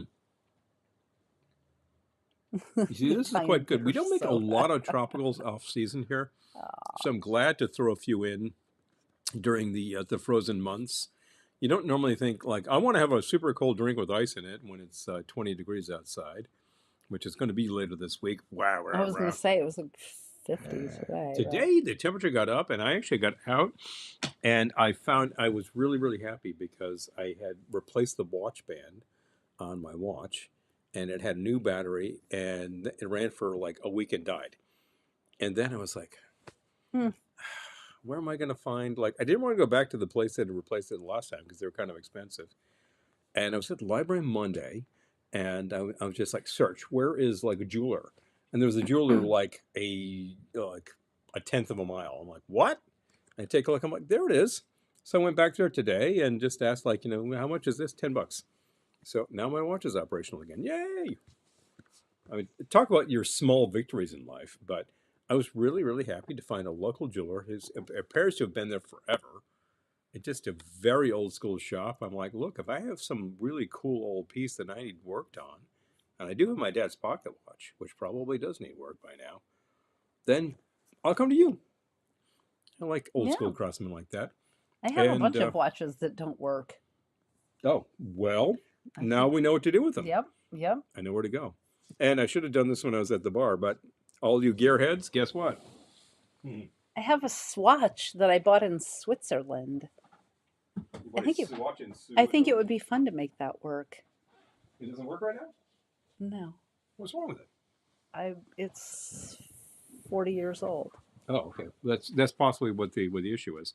So, Oh, geez. what do we Oh, have no. here? Tech Talk. Tech Talk. Let me get a book. Hold on. There we go. I'm going to read while you do this. This is the Fisher 800B service manual. Why am I reading the service manual? Because last year I was down at the workbench. I fired this baby up. I'm listening. I go upstairs for a minute, come back down. It's dead. And I'm like, what? And I did not have the time to diagnose it then. So recently I took a look. I popped the fuse out, totally blown. And I said, all right, well, the thing to do is replace the fuse and see what happens. And I plugged in the amp meter, checked it out, what's going on with current draw. You turn this thing on, it blows the fuse immediately. You can't even tell how much it's drawing. So I'm like, so I have a dead short in there somewhere because something decided to die.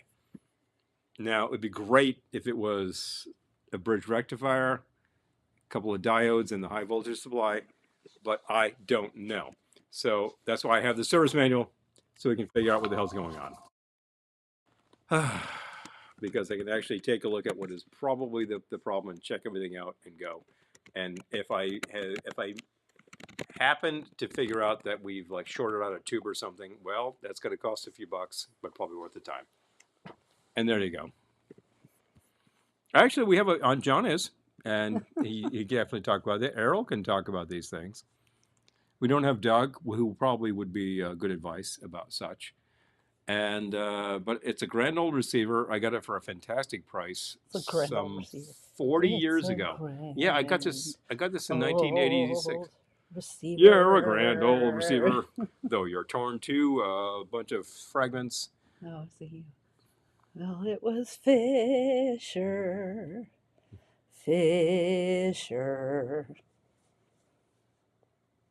Long before the. What song are you singing? Well, it was Mary. Oh, there we go. You're a grand old gal. Capacitor in the power stage is what falls most off. It fails most often. Oh, okay, Eric too.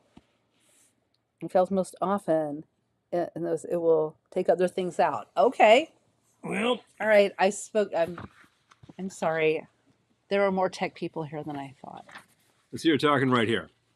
Yeah. You can't. That just looked like a big where white I've got blob. like a 4-section can. That just looked like a big white blob. 50, 50, 50, 50 at about 400 volts. That is actually supplied, the high voltage supply.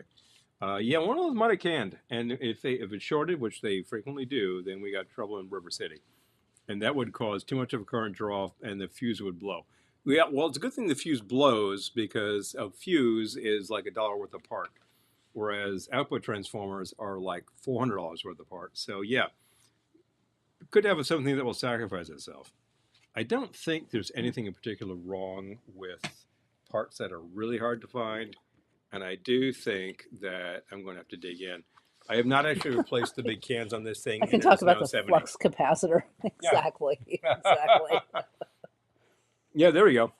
Oh, Eric has a Fisher 122. I need to recap it, but it still works. Okay. That's great. Yeah, you got to go through all the stages. All the interstage caps are toast. The electrolytics are bad, obviously. The big cans. You might be able to get one of those to work again, and it's going to die in a year, so you might as well go. But I've actually had them running for over 10 years, and if something finally failed, because I actually fixed, our friend Dennis has a RCA receiver, a really rare item, that his dad got him because his dad worked for RCA parts at the time. And he was wondering if we could like get that to go again. I said, sure. So I took it on and it took me a while, but I found the parts, replaced everything, fired that sucker up. Beautiful. And he was good for about 7 years. And then something started to hum. So I said, I think I know what that is. Took it back, checked it out, found the part, replaced it. And he's still rocking it. He runs that thing every day. So...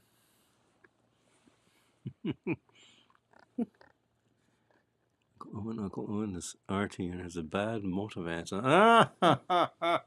Okay, you'd be surprised that when the fuse blows.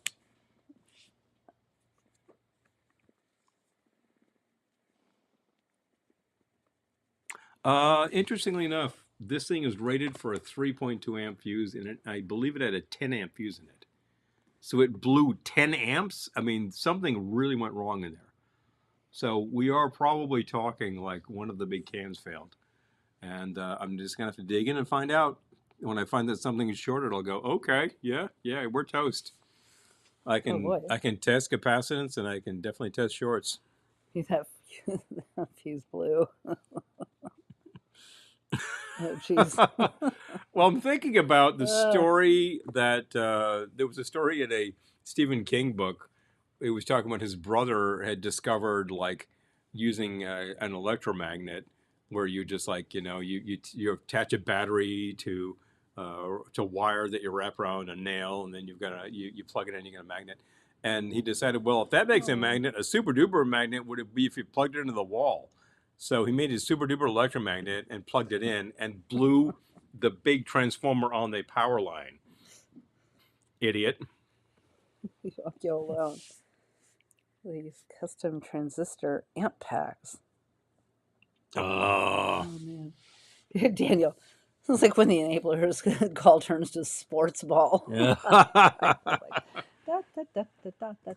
Hey, I said my part about what this is.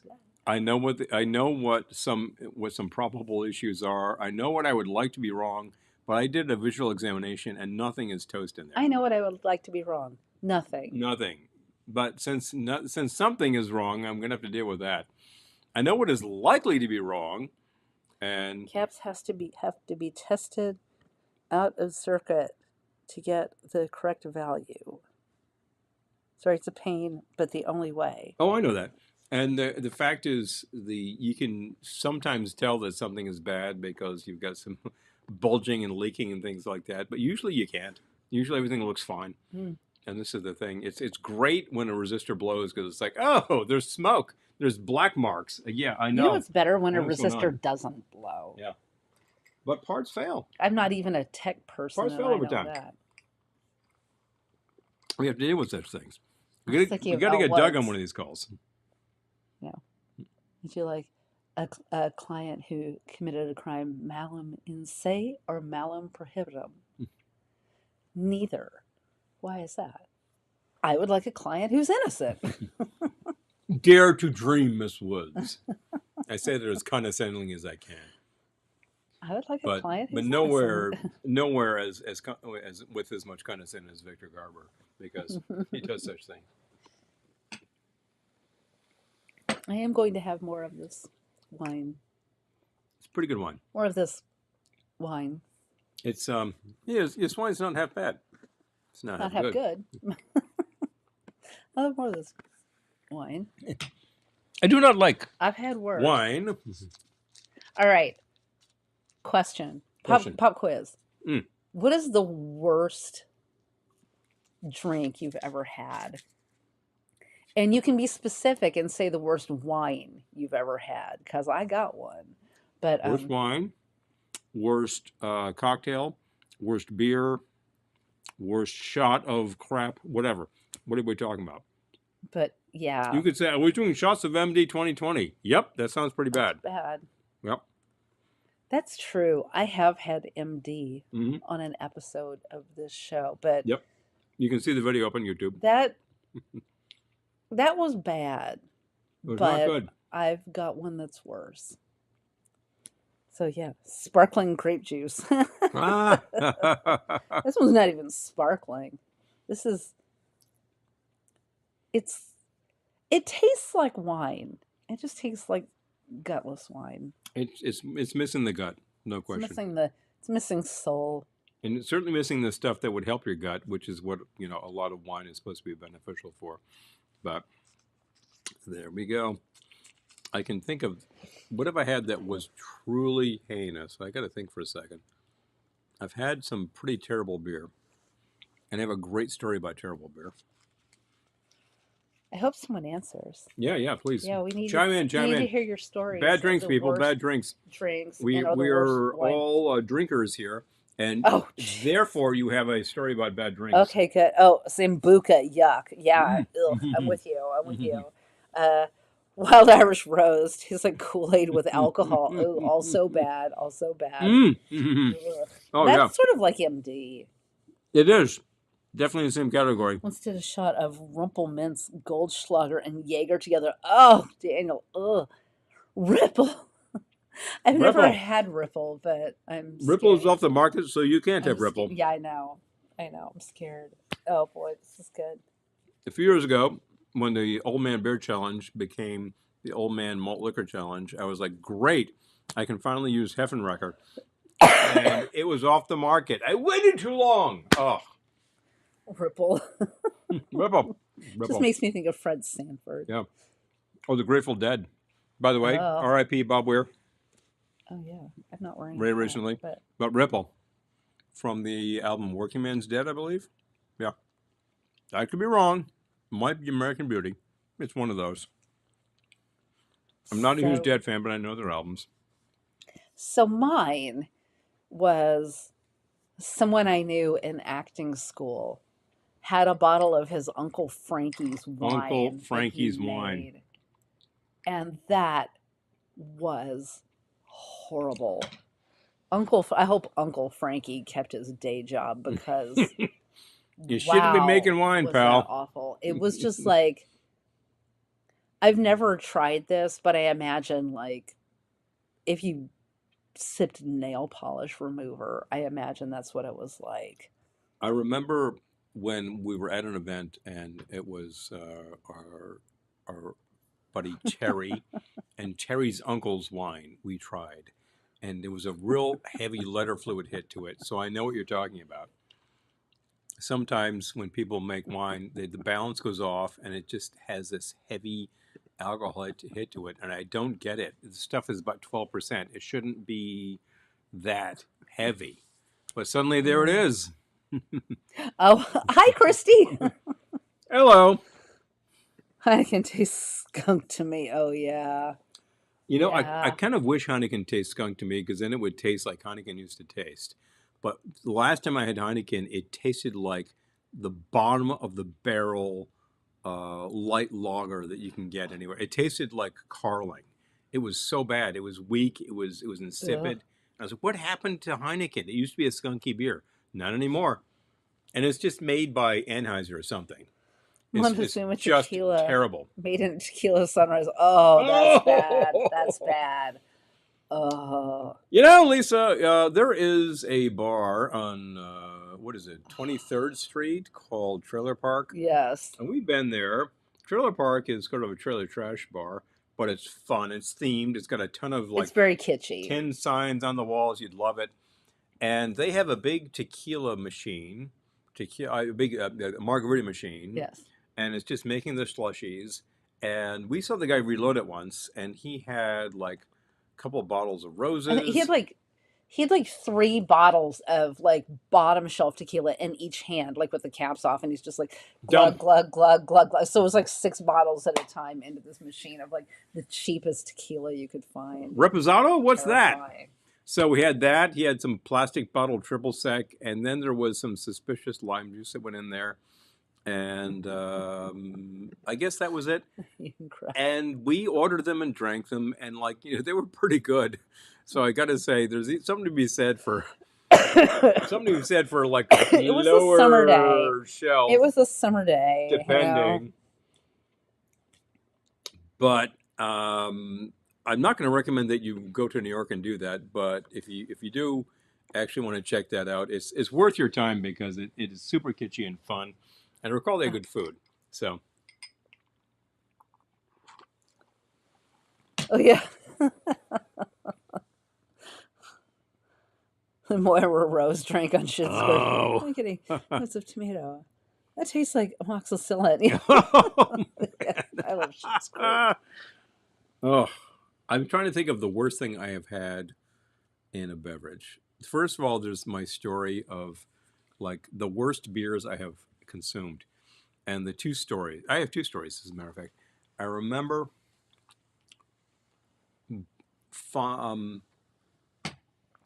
I have a price guide to records that I bought in like 1982.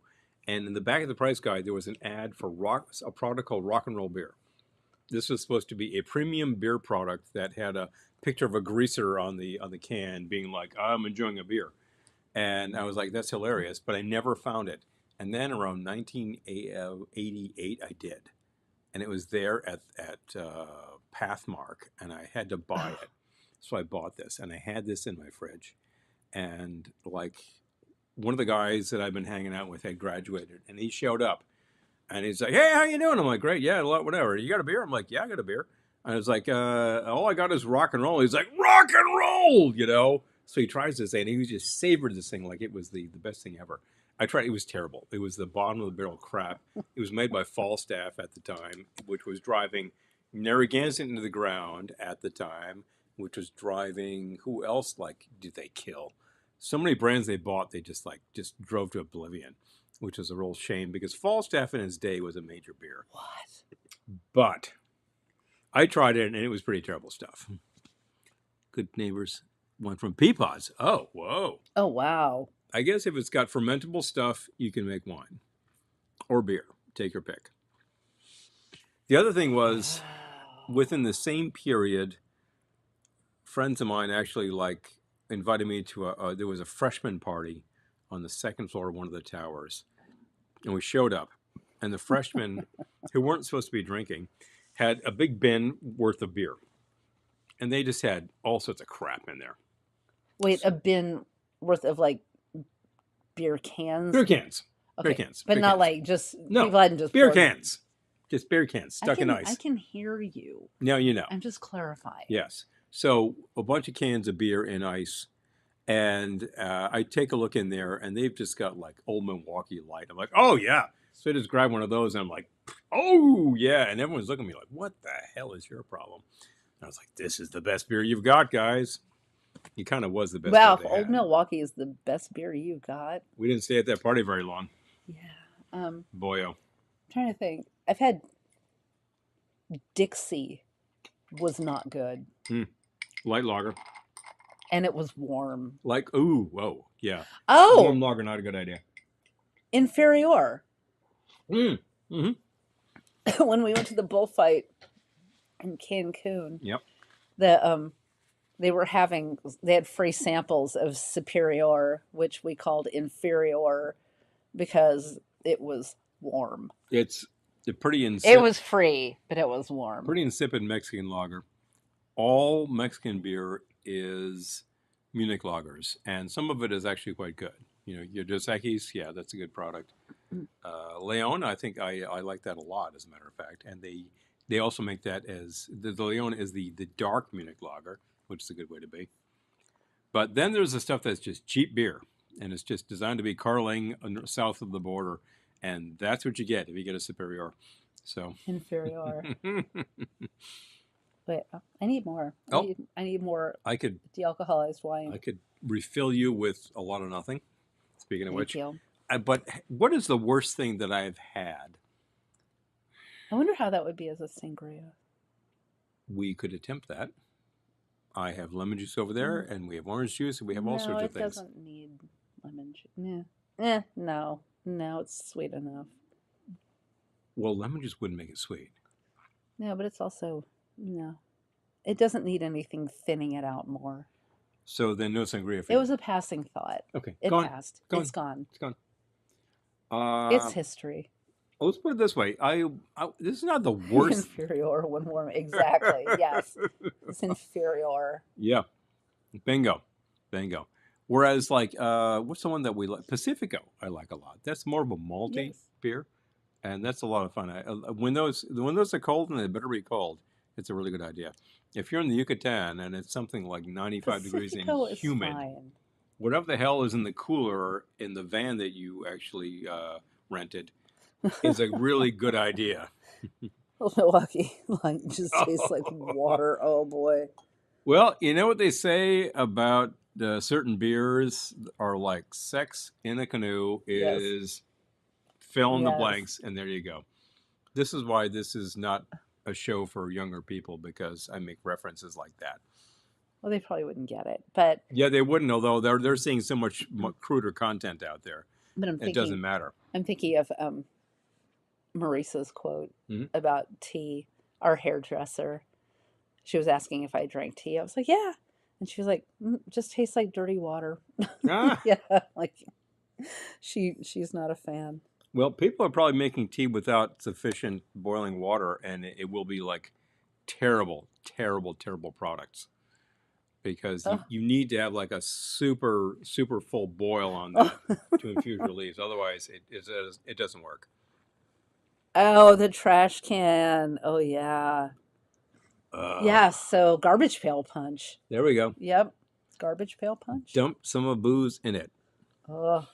I remember some of my college roommates, whom I didn't associate with much, doing the garbage pail punch, and it was always like 5 cans of high C. It was always high C, Ugh. and whatever booze they could get. The Ugh. classic is Everclear, but I think that was way too advanced for these guys. This was just plastic vodka Pop bottles, off.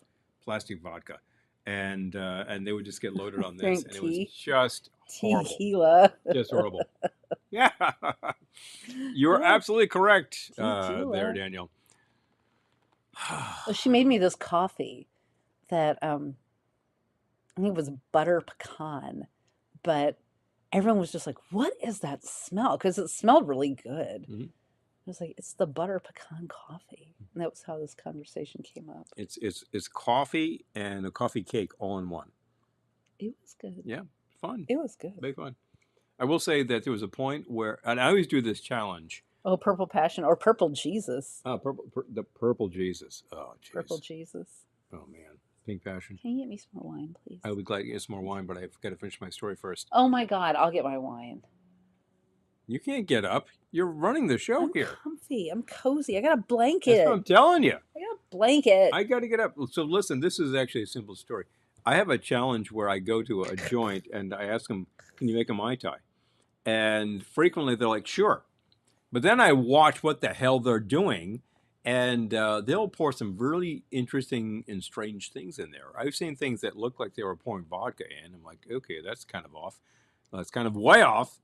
And sometimes they actually will like condescend to use a little lime juice, etc. And there was one that was on the Pier 17, as a matter of fact. It was a joint that the gang used to go to at work. And I just said, yeah, I'm game. Let's try Mai Tai. And it was light rum. I think there was lime. I think there was a plastic bottle of triple sec. And was there some almond Those flavor were in the there? I don't think resemblance so. And I think there was definitely a cherry and a lime wheel.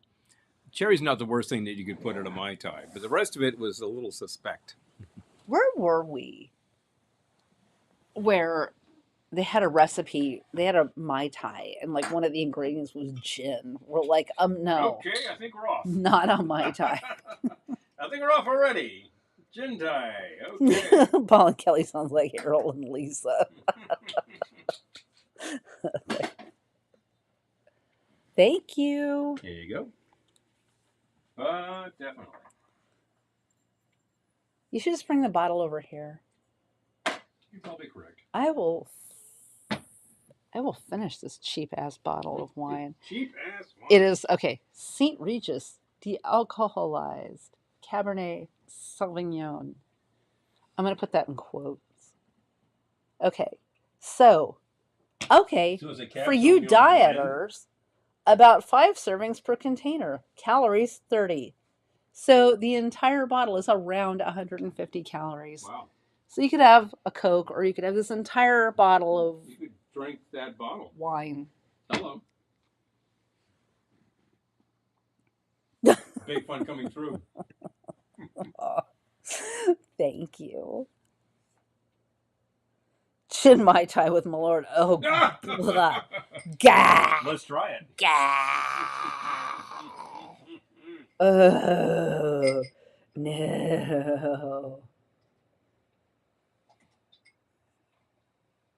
Sounds like it is almost wine, Ben.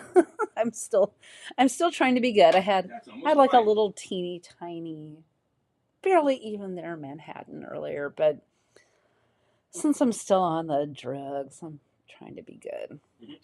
Although I'm kind of just on the inhaler now. But yeah, I got to get the fluid out of my chest. Don't know how I'm going to do it, but basically I'm trying everything. So Lisa had a good idea though. Yeah. What was the idea? I had to go back and read it again.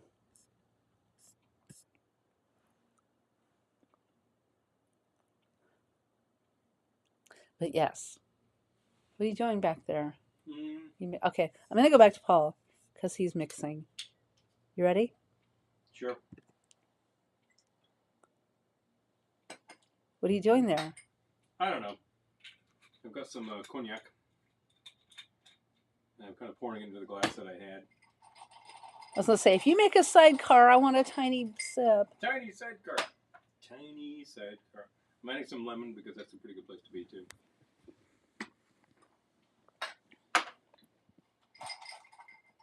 Where are we so far? Very lemony cognac. And this may be crazy. Add a little bit of pineapple here. No, I don't want it anymore. You don't want it anymore. Let's see where we are. I had to balance it out because it was getting like too sweet. I would have done orange. Yep. I would have done Grand Gala. Yep. Then it would have been a sidecar. Well, yeah, of course. Actually, it's not bad. You should try this. I'll try a sip. Yep. All right, coming back. Okay, back to me. Okay. Oh, he's adding bitters. There we go. That will help. Chin Mai Tai with Malort literally scared me. She got frightened for a second. I second. got terrified. Okay. All right, I'm trying what do we this have? thing. Yes. That's pretty good. Yeah. Yeah. I could balance it out. It was just a flavor. This isn't even a full drink by any means. I mean, this is like the third thing I've had. So. Well, that's pretty good. Is it actually the third thing? Yes, it's the third thing with liquor that I've had. The third thing. The third thing? All right. Cherry. And my cherry. The cherry looked gray with all the foam. Mm-hmm. Oh, definitely. Ew. Mm-hmm. Ew. Mm-hmm. Just a little flavor at this point in time. That's pretty good. Okay, so what were the proportions? Geez. That was about 3/4 ounce. Drinky 4. Okay, 3/4 ounce. Brandy? Yep. Or was it cognac? It was cognac. It's actually the Grand Gala cognac, which we found in Hampshire. Anyway. Mm-hmm. Okay, what else? Lemon juice? Yeah, about 1/3 ounce of lemon juice. I was eyeballing it, but that was less than half, definitely. Not Leon juice. Lemon juice. Leon, you can't juice Leon. Who's Leon juice? Yeah. Okay, pineapple juice? Mm-hmm. About an ounce of pineapple. You used more pineapple than cognac? Yep. Yeah. No, it's about 3/4 ounce. Yeah, 3/4 ounce. I was going to say. Yeah. I just added I was measuring so that I didn't just pour. Okay, and what about the bitters? Dash of the Luxardo cherry bitters. Okay. Still a favorite around here. Those are really, to my mind, in the family of the Fee Brothers cranberry bitters. They add a lot of flavor, bitter, and color. They add a lot of color. All right. Needs a name. We'll figure it out. Besides Drinky 4. Drinky 4, you always have a dummy name so that you can proceed with your broadcast. I have this and do things nightmare that I send this out to patrons with one of the drinks Drinky called number 4. Drinky 4. What the hell was that? I don't know. And fun. I'm trying to think. My clinical at the hospital. But is there something that I've had that was that was terrible outside of the homemade wine, which was not good. Bergamot. Because I've also had homemade wine that was excellent. It was one of my colleagues at work. His family was from Croatia, and every year they would make wine. They would just get a ton of grapes and make wine, and bottle it and let it rip. And wait, Lisa, what would you use when you were doing your clinical at the hospital? I think it got cut off. I'm curious now. We use. Oh yeah, she did get cut off. Okay, got to hear the end of that. Yeah. And the bergamot flavored liqueur. I think I've seen that. What was the brand on that? I think we saw that at Mid Valley. Use vodka and the nebulizers. They had to quit because the vodka was disappearing. Oh, geez. Oh, no. Oh, Lisa, that is hilarious. You don't say. No. Suddenly we had no vodka supply kicking around, did we? Oh, jeez. Well, what about that? Stealing drugs. Yeah, seriously, people. It sounds so legitimate. I'm stealing drugs. Big fun time. It's time for a commercial. Oh, yeah, it is. How Oh, to Italicus. Oh, we've had that. Yes, we've had that. That's Oh, wait a good. minute. Yeah. Yes, we have had Italicus. What am I Yes. talking about? Yes. That's a great mixer. Yeah. Yes. Yeah, it's a Yep. great one. Okay. Here I am, Yes, like totally spacing the enjoy. fact that I've used this before. Oh, But you'll have some fun with that. okay, so I'm going to share I'm Our going to do commercial. Another way to commercial support us break. is by product, and we have it. And Not available in any store. It's the Glendora Wine Glass. This attractive vessel holds 6 ounces of your favorite wine or adult beverage and will be the envy of your friends. Write velveteenloungeny@gmail.com for information on how you can make this cherished collectible yours. If you want your wine to taste better, you better buy my glass. Do it today.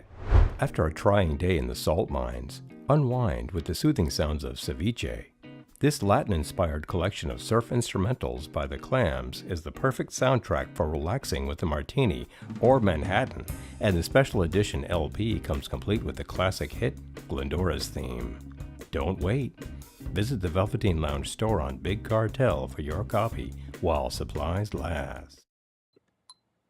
So Daniel was attracted to the pretty blue bottle. Yes, it does have a lovely bottle. it's really cool. Yes. Yeah. You're right to be attracted to that. And try it. Think about what you're doing with it. And I think you'll have some fun. Yeah. So while we still have people here, I also want to share a link to our YouTube friends. You ready?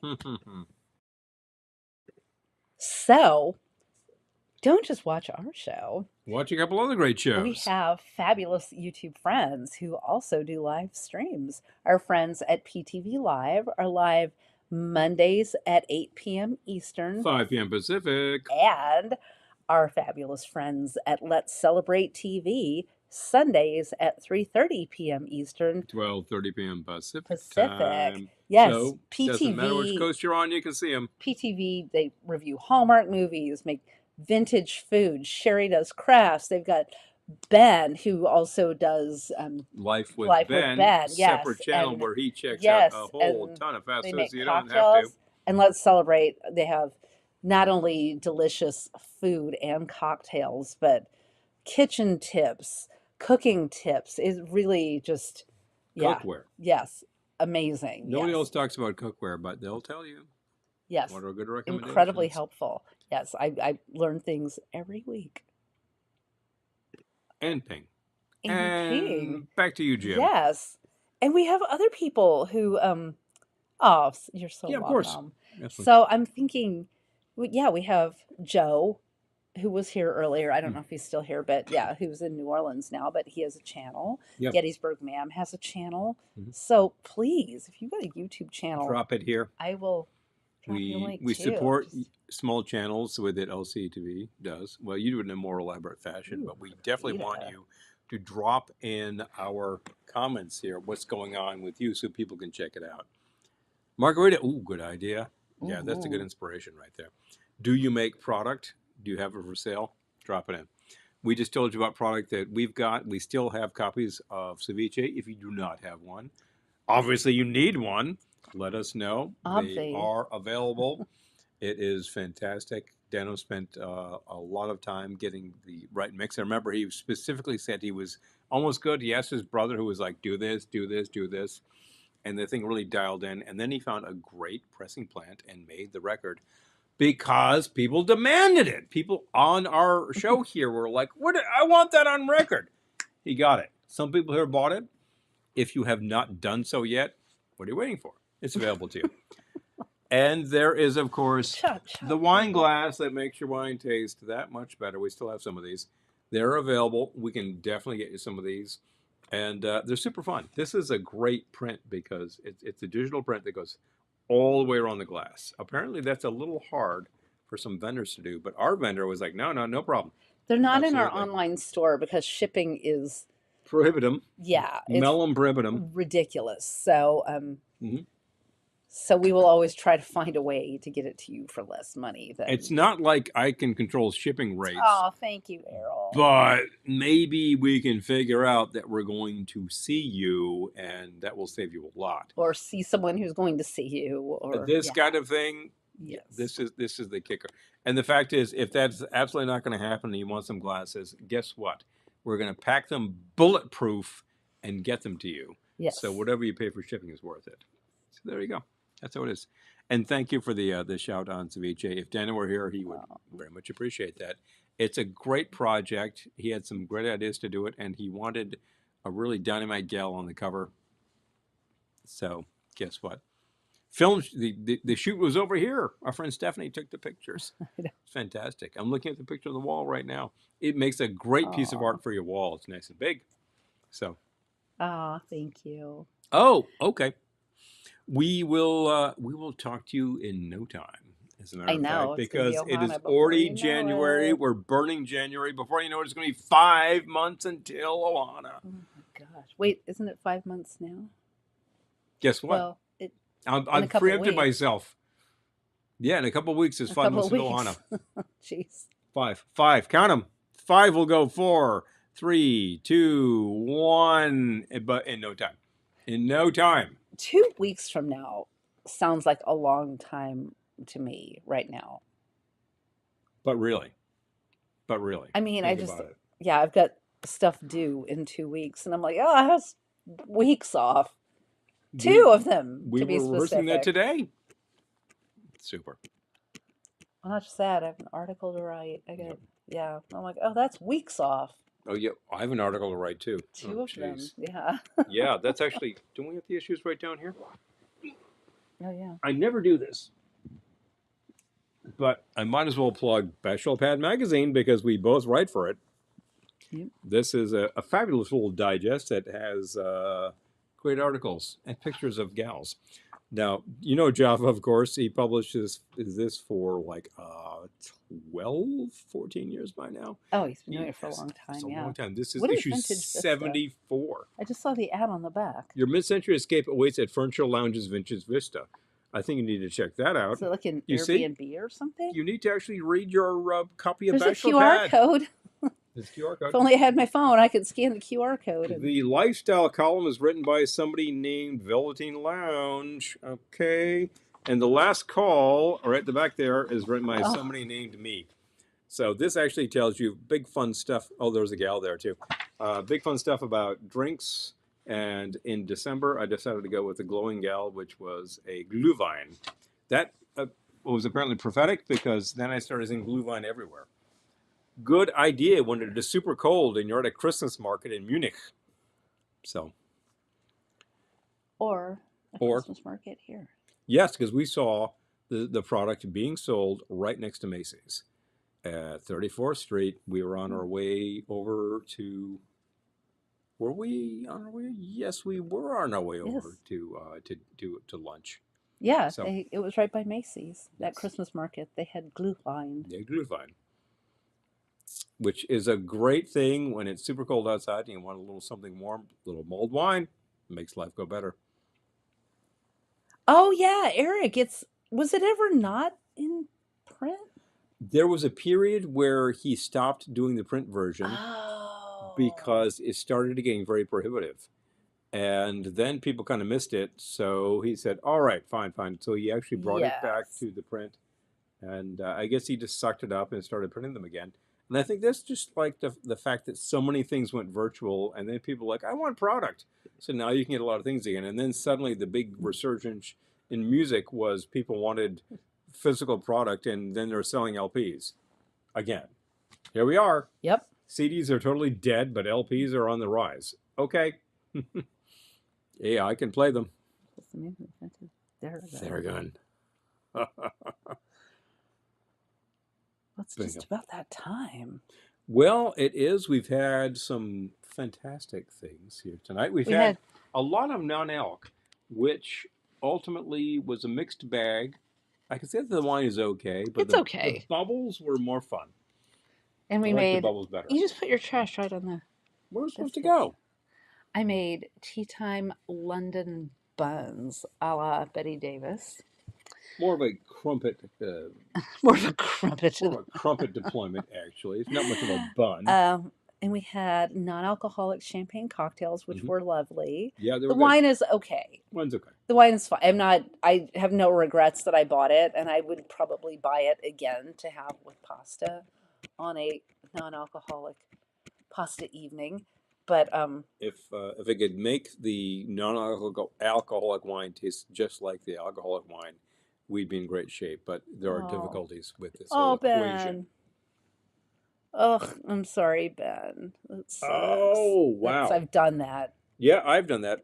I've been in the ER for it. So But you're right that if you can get something like directly on there, you're in good shape. I have found that like some extensive stretching helps with that, but your mileage may vary. Careful with such things. Oh, hi, Anthony. Happy New Anthony. Year. So good to see you. Yay. Yep. Oh. Thank you so much. Okay. Thank you. Thank you so much. Yes. Some people have not seen us in a while. We're glad to see you. Some people were watching my page on Facebook during December, noticing every single day was a new Christmas record because I do that.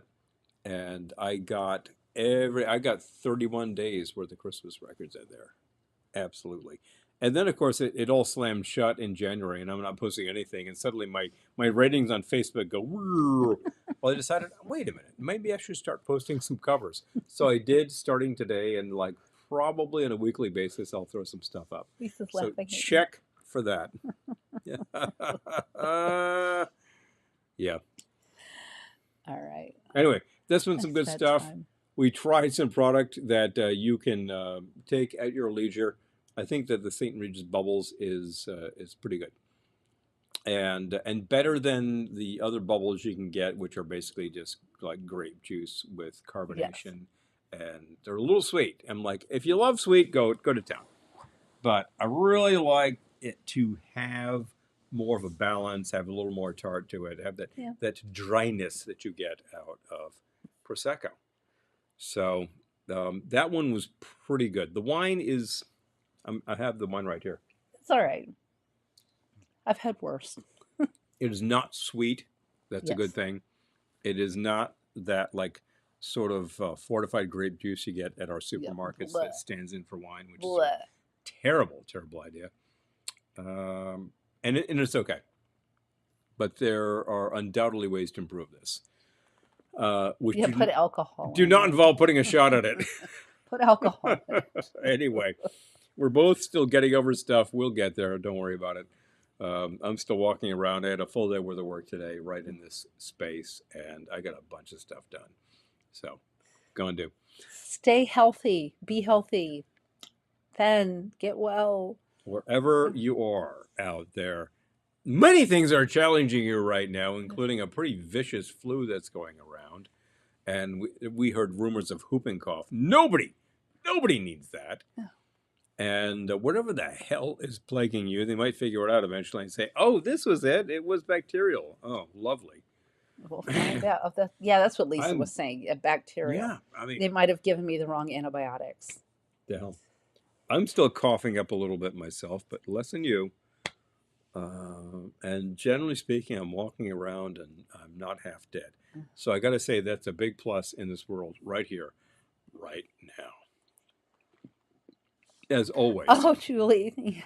Nice. Socially distanced fun. Oh. Please. Thank you. Please. That's what it's all about. Well, I know that like all of you out there are taking care of yourselves. You're eating well. You're drinking well. Keep the balance going. And then life is so much better. There are great tips to be had wherever you go. If you watch LCTV, they'll tell you all about great food to be had. So that's very important. And if you want a little mental balance, and if you want to actually like catch up on your Hallmark watching, watch PTV. They'll tell you all about it. And if the film stinks, they're going to tell you they actually saw it stinks. 2 the other day that were good. Yeah. So, yeah. You never know. No. But if they're bad, they'll let you know. Yeah. Don't waste your time on this stuff. So anyway, in the meantime, We will have another broadcast next week. Yeah. TBD. I don't know it yet, but we'll figure it out. We'll let you know ahead of time. Just check on the socials. You'll know what the heck is going on with us. You know, to support us, anybody here who is thinking, oh, yeah, I'd love to throw you a tip, right at the top of the page, the Venmo is right there. It goes greatly appreciated. If you have not thrown us a like Thank yet, and you. we actually have many more likes than when I started, so I'm probably topping out. If you don't throw us a like, that is actually a great thing, and it does materially support what we're doing here. You've seen our product that's available, and we still have the towels. If you don't know about those, I'll tell you about them next week. But in the meantime, thank you so much, everybody here who's joining us. A ton of our regulars. I really appreciate that you show up every week. And a bunch of new people who haven't seen it in a long time. And I appreciate that you took the time out of your day. As always, remember, no matter where you go, no matter what you do, we're going to see you soon. Night.